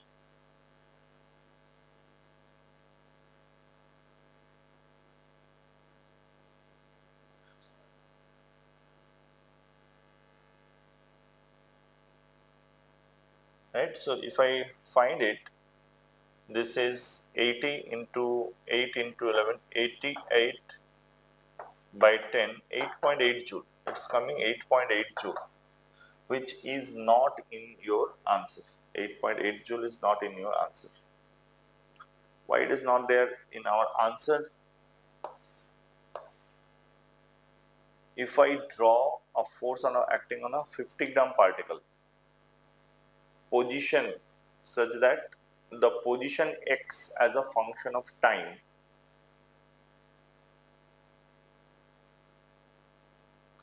is that particle moving in a straight line? I am assuming it.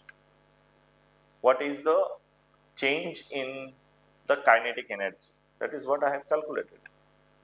It is plus 3 plus 3t square, it's minus. So the graph should look like this, na? Velocity time graph.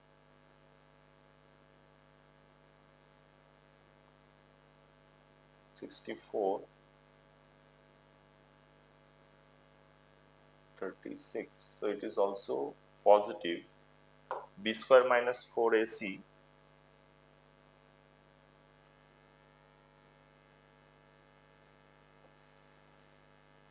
This is the velocity time graph.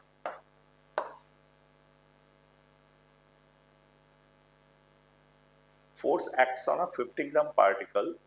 Position as a function of time is given by this one. work done during first 4 seconds. So velocity at t equal to 0 is 3. Velocity at t equal to, where is it becoming 0?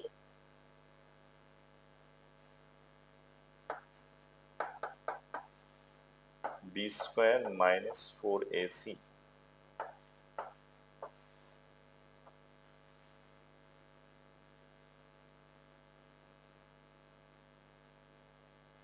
Indeed.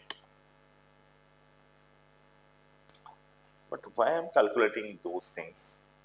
If it is 3 and this is 19, I think there is something wrong in the options in this question. A force acts on a 50-gram particle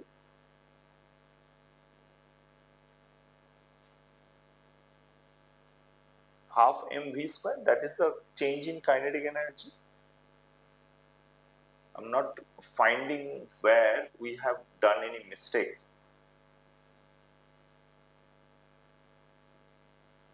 (8t plus 3t square), 48 minus 32, 48 minus 32 is 16 plus 3. Okay, my answer is this one, right? My answer is this one. I don't know how we can arrive these 4 options, any of these 4 options. Let's move to the next question, right? Whenever you are stuck, you can just move to the next question, because there might be some cases where the question itself is wrong. On a horizontal surface, a mass 2 kg rests under the action 5 Newton force at an angle of 37 degree with the horizontal. Coefficient of friction between the mass and the surface is 0.5. The force of friction between the mass and the surface is. Okay, so if this is 5, then this is 4 and this is 3 and this is 20 Newton, right? So what is the normal force? Normal is 17 Newton, right? And this is 4 and the coefficient of friction is 0.5. So 17 by 2 is equals to 8.5, right? So the friction force can have maximum value 8.5, but we are applying 4, so the friction will be 4, right? So 4 Newton is the correct answer for this question, right? It's a case of static friction. A particle moves from rest at the topmost point on the curved surface of a horizontal cylinder. Find the velocity when it will leave the cylinder. Okay, so if this is the cylinder, particle moves from here to here. What is the velocity when the particle leaves it, right? We know that this angle is cos inverse 2 by 3, right? So what is the velocity at this point? We have to calculate that. If this is r, we can just conserve energy. Half mv square, half mv square is equals to mg r into 1 minus cos theta,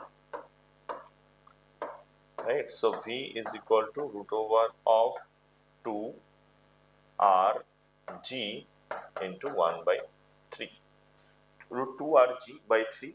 Option 3 is the correct choice for this question, right? You should remember this cos theta equal to 2 by 3. Cos theta equal to 2 by 3 where it loses the contact. A river flowing due east with 3, a swimmer can swim at 4. If the swimmer starts swimming due north, then the resultant velocity of the swimmer, if this is 3 and the swimmer's velocity with respect to river is 4, right, then velocity of the swimmer is actually the result velocity of swimmer is velocity of swimmer with respect to river, right? This is velocity of swimmer with respect to river and this is velocity of river. So their addition will be this one, velocity of swimmer, right? So 3 and 4 is 5, right? 5 meter per second is the correct answer for this question. It was an easy question. the radius of Earth decreases by 10%, the mass remaining unchanged, the acceleration due to gravity. We know that acceleration due to gravity is gm by r square, right? So if radius decreases by 10%, right? So what is dg? We know dg equals to minus dg by g is equal to minus 2 dr by r, right? So if the radius decreases by 10%, if it is minus 10%, then it is minus 2 into dr by r, right? So it will increase by 5%. If the radius of Earth decreases, the acceleration due to gravity, radius of Earth decreases by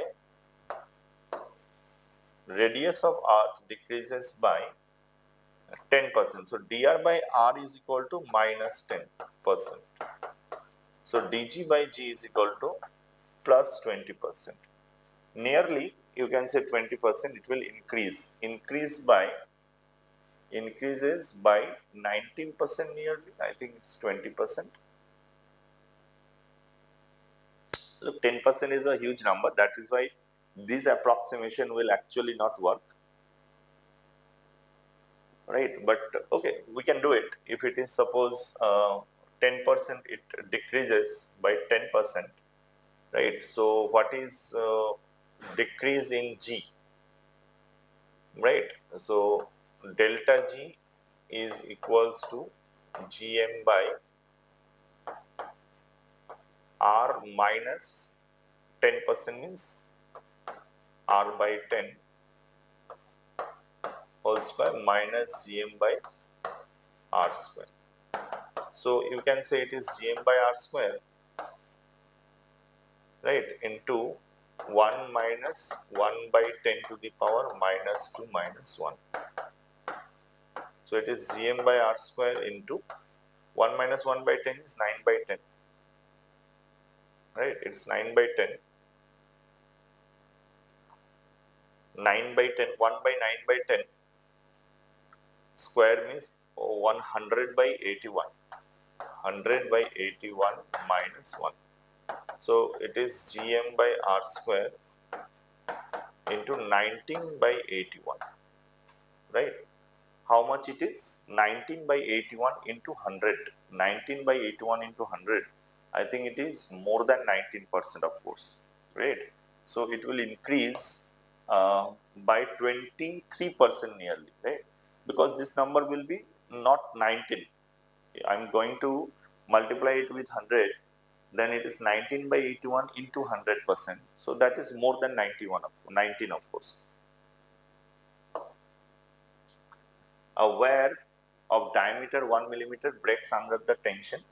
Another wire of same material but diameter 2 millimeter. So if I say that tension by area, that is the stress, right? Stress, that should be constant, right? That is equal to, this is the breaking stress. So breaking stress is divided by, it's proportional to r square, means 1 square, right? And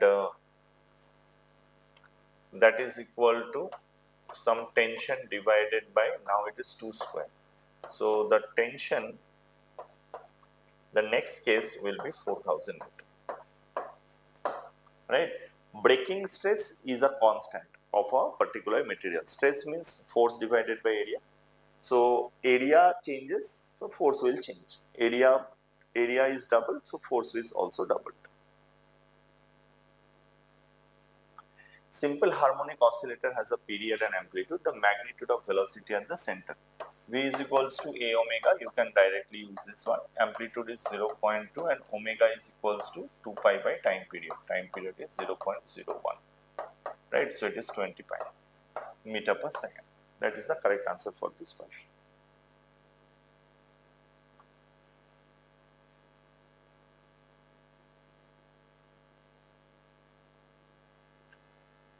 A transverse wave is described by this equation. What is the maximum particle velocity if it is 4 times the wave velocity?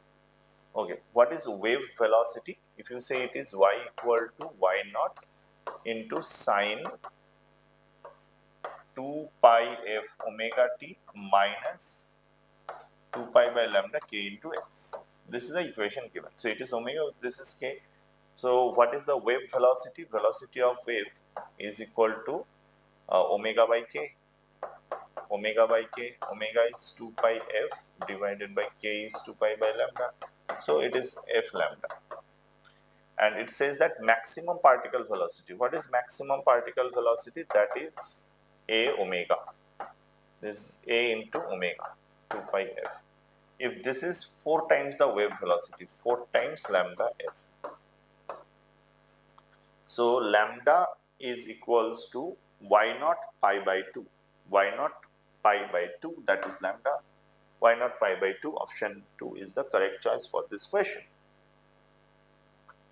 Capacity of a parallel plate is 5 mu f. When a glass plate is introduced, potential becomes 1/8 of the initial value. Right? What is the dielectric constant? Look, if this is capacitance C, and I have already given it a charge Q, then we know Q equal to CV. If I say that now the dielectric constant is inserted, but the charge remains the same, right? So what is the potential now? Q equal to Kc into V prime. So V prime is equals to V by K, because charge has to remain the same. So Cv equal to Kc V prime. V prime is equal to V by K. It says that potential becomes 1/8 of the initial value. So K is equals to 8. Right? It's direct question. Ammeter, 0.2% of main current passes through the galvanometer. If resistance is Z, then resistance of the ammeter. Right. So in ammeter, this is galvanometer and this is a shunt resistance. Right.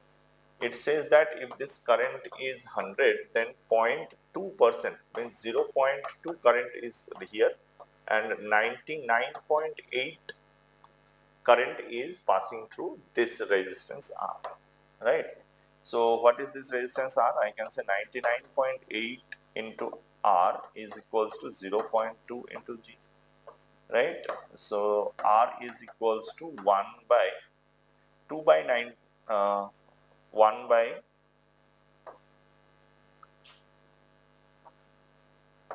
499 G. Right. So what is the galvanometer resistance? Resistance of the ammeter. Right. So the resistance of the ammeter R equivalent is equal to Rg by R plus. Right. So it is 1 by 499 into 1 by 1 by 499 plus 1. Right. That means I think option C is the correct answer. Right. G by 500 is the correct answer for this question. A tank is fully filled with water. If the water rushing from a hole made in the wall of the tank strikes the floor at maximum horizontal distance, then depth of the hole from the water surface. Look, maximum horizontal distance we know. That means the hole must be at the middle point, right? So if the depth of the hole from the water surface must be h by 2, that is the correct answer. This directly formula based question. Magnetic induction at the center. If this current is I, then due to this two wires there is no magnetic induction. This is mu naught I by 2R1 and this is mu naught I by 2R2. So it is mu naught I by 2R1, mu naught I by 2R1 minus mu naught I by 2R2. But it is half of the circle, so mu naught I by 4R1 minus mu naught I by 4R2. Right, so this option 3 is correct. A copper rod is rotated about one end perpendicular to the magnetic field in a constant omega. What is the induced EMF? It is B omega L square by 2. Again, it is a direct formula based question. You can see the proof in your class notes. 40 calorie heat is needed to raise the temperature of a gas from 20 to 30 degree at a constant pressure.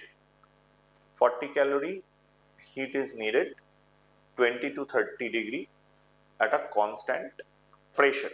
So if it is a constant pressure, right, what amount of heat required at a constant volume? We know that this equal to N Cp delta T. Cp is monoatomic gas, Cv is equal to 3 by 2, Cp is equals to 5 by 2, right? So 5 by 2 N Cp into delta T is equal to 10, right? I have to calculate what is N into 3 by 2R over the same interval means 10. What is this one? Right. So I can say this is equals to 40 by 5 into 3, 24 Kelvin, right?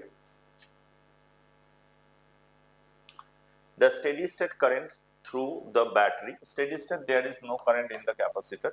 So it is 3 into 2 by 3 plus 2, 6 by 5, 6 by 5 means 1.2, 1.2 plus 2.8 means 4. So it is 6 by 4, right? That means 3 by 2, 1.5 ampere is the current for this question, right? Very direct question. The strain is this one, stress is given. What is the Young's modulus? You know, Young's modulus is equal to stress by strain, right? Stress is 4 into 10 power minus 4 and the strain is, this is the stress. Stress is 8 into 10 power 7 and the strain is 4 into 10 power minus 4, right? So it is 2 into 10 power 11. 2 into 10 power 11, option 4 is the correct choice. RMS value of this circuit. Okay, the cycle ends here. So RMS value is root over of V naught square dt from 0 to t by 2 divided by t square root of that. Right, V naught is a constant, you can take it outside. This is t by 2 by t, so it is V naught by root. Option 3 is the correct choice for this question. Find the velocity of the image at the instant. Okay, if this is 4 centimeter per second and it is a concave, so this is a convex mirror.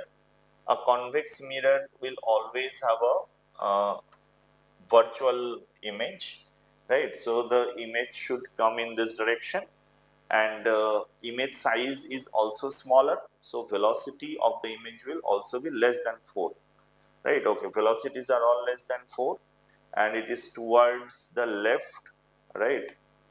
Left direction from back side of the mirror, right? This leftward direction from, I think this is the correct answer. Should I calculate whether it's 1 or not? Because rightward direction from back side, it's not there. Rightward direction from front side, no. Leftward direction from the front side, no. I think the direction will give you the answer, right? If it is there, then the image will come towards in this direction, right? And just opposite. Option 1 is the correct answer. If the terminal speed of the sphere is 0.2 centimeter per second in a viscous liquid, find the terminal speed of a sphere of silver of density of the same size of the same liquid. I think it's very common question, terminal velocity. You can remember the velocity, terminal velocity formula, then you can just place the density, replace the density part in that formula, right? Because viscous liquid has the same density. Okay, so okay, if you want me to do that, then I actually do not remember the terminal velocity, so I always say it is better to prove it. 6 pi eta rv and this is 4/3 pi r cube into density of the solid minus density of the liquid, right? That is equal to 6 pi eta r, right? So the velocity is divided by 6 pi eta r, right? So this becomes r square, right? So r will become, here the power will be r square, pi will not be there, right? Pi will not be there, and 4/3 means 4 by 18, that means 2 by 9. This is the terminal velocity. Now it says that when there is gold, means this is 9.5 and this is 1.5. 19.5 minus 1.5 is 18. When this is 18, then this is 0.2. So 0.2 equal to some constant into 18. It says that what will be the speed when the same constant is used, but this time it is 9, right? So what it is? It is 0.1. 0.1 centimeter per second. That is the correct answer for this question. In a nuclear reaction, M denotes, okay, charge masses are conserved. So 2 plus Z is conserved. 4 plus A is A plus 3. That means this has 0 and 1. 0 and 1 means what? Positron, right? 0 and 1. Charge plus 1. Charge is 0. Charge is 0. But mass is 1. Okay, mass is 1, charge is 0, neutron, right? Sorry, my bad. Charge is 0, but mass is 1. So that is neutron. For the given combination, logic state input ABC are follows: ABC 0 and ABC equal to 0, A equal to B equal to 1, C equal to 0. Okay, if all of them are 0, 0, 0 or means 0 and 0, 0 again coming in a AND, so 0, 0, if I negate it, then it is 1. So first 0, 0, 0 means 1, right? 1 on 1. There will be any option between 3 and 4. Now it says AB 1, C 0. Okay, 1, 1 means it is 1, 0. 1, 0 means again 0, so it is 1. Option 4 is the correct choice, right? Both are 1.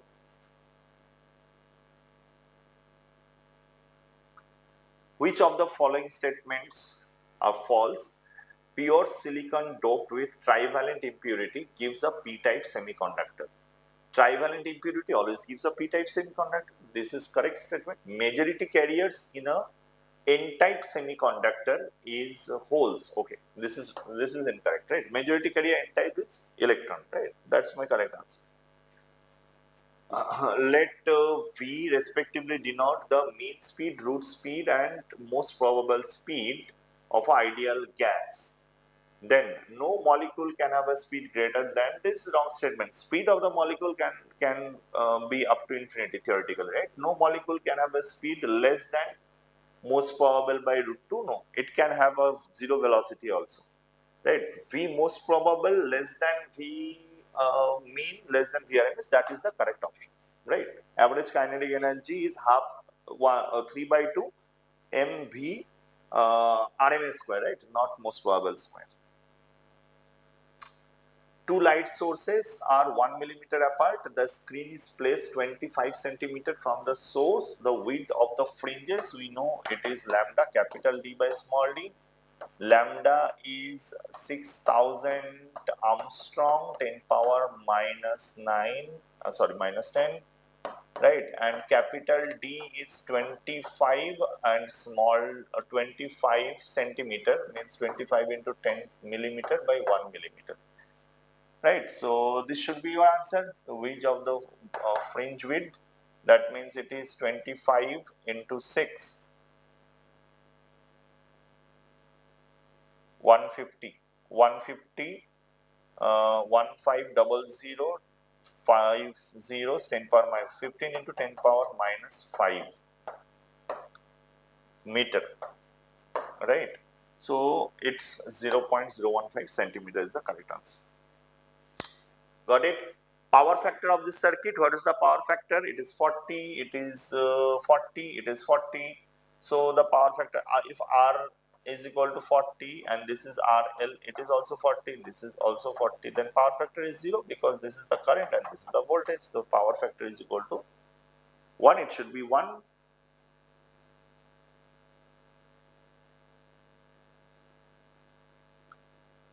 Yes or no? Achha, XL equals to 100, sorry, X is 40 and XL equal to 100. So this is 100. I have made a mistake. This is 100 and this is I into 40, and this is I into 100, this is I into 40, right? So this is I, but this is 40I and this is 60I, right? 60I, right? So if I say this is theta, then cos theta is equal to how much it is? If it is X is 40 ohm, XC is 40 ohm and XL is equal to 100 ohm. 60 and this is 40, right? So I can say that our tan theta is equals to 3 by 2.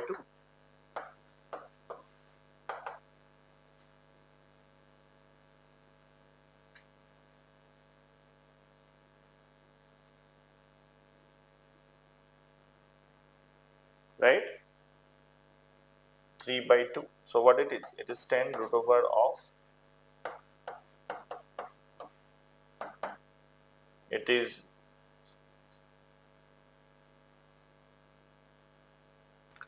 root 52, 10 root 52, 40 root 13, like that. So it's 1 by root 13.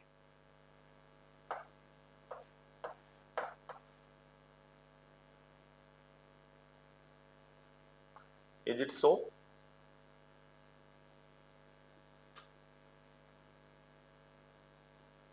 XC, XL is given. Why it is RL again given? 20 Hz.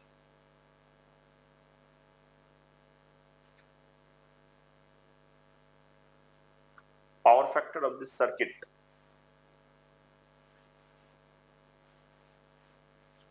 (60/40), if it is 60/40, have we got this circuit? Okay.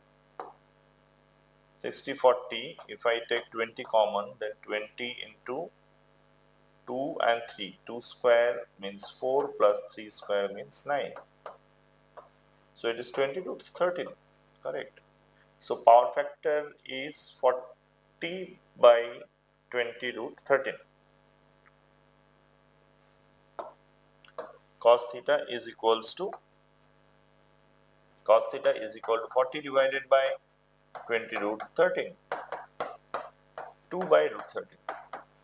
I think that is your answer. 2 by root 13. Root 13 means you can see that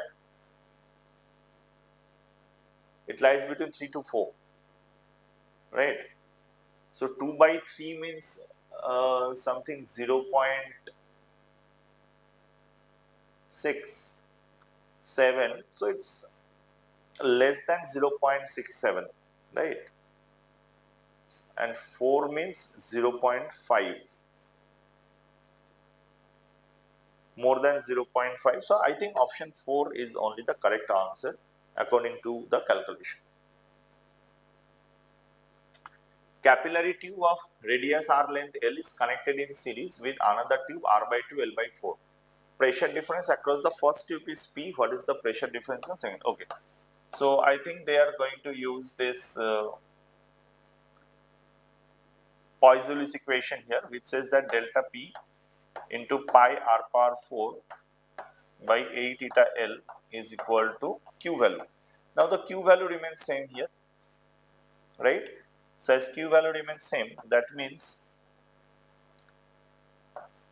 delta P, Q value remains same, that means delta P is proportional to length by r power 4, right? Another tube, if the radius, so if P is L by some constant into L by r power 4, then P prime is the same constant into length L by 4 and it is r power 4 by 2 power 4 means 16. So it is 4p. So the answer is 4p, right? Two charged conductors R1 R2 connected by wire. The ratio of the surface charge densities are, we know that surface charge density is inversely proportional to the radius of curvature. So sigma 1 by sigma 2 is R2 by R1, right? It's inversely proportional to the radius of curvature. Coefficient of thermal conductivity of copper is 9 times that of the steel. So if it is K, it is 9K.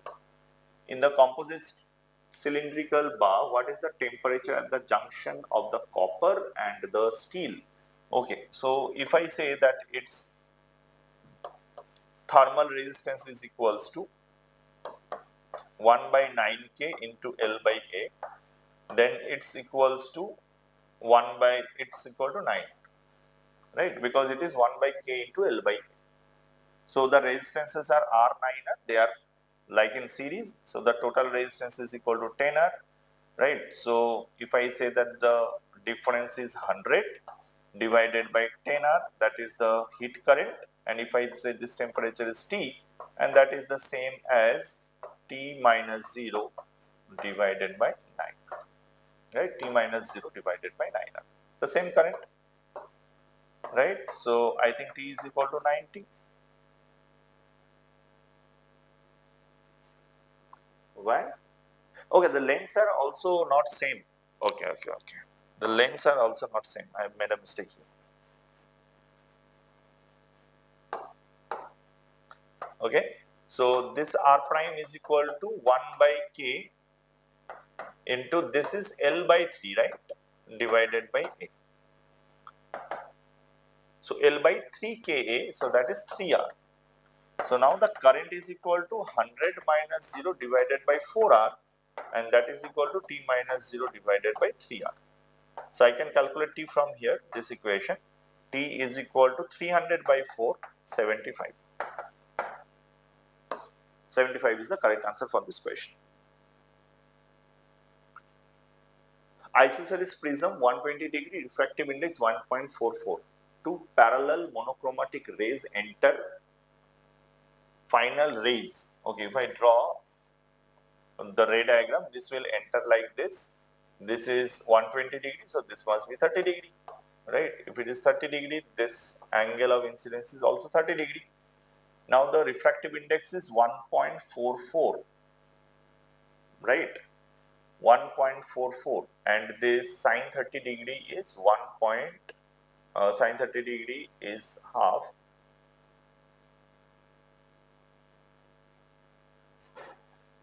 If I use mu 1.44 into sine 30 degree, right? So this will be 1 into sine theta, right? So sine theta is equal to 0.70, right? Which is possible. That means this light ray will converge, right? Like this. They will converge. These are going to converge. Okay, because the critical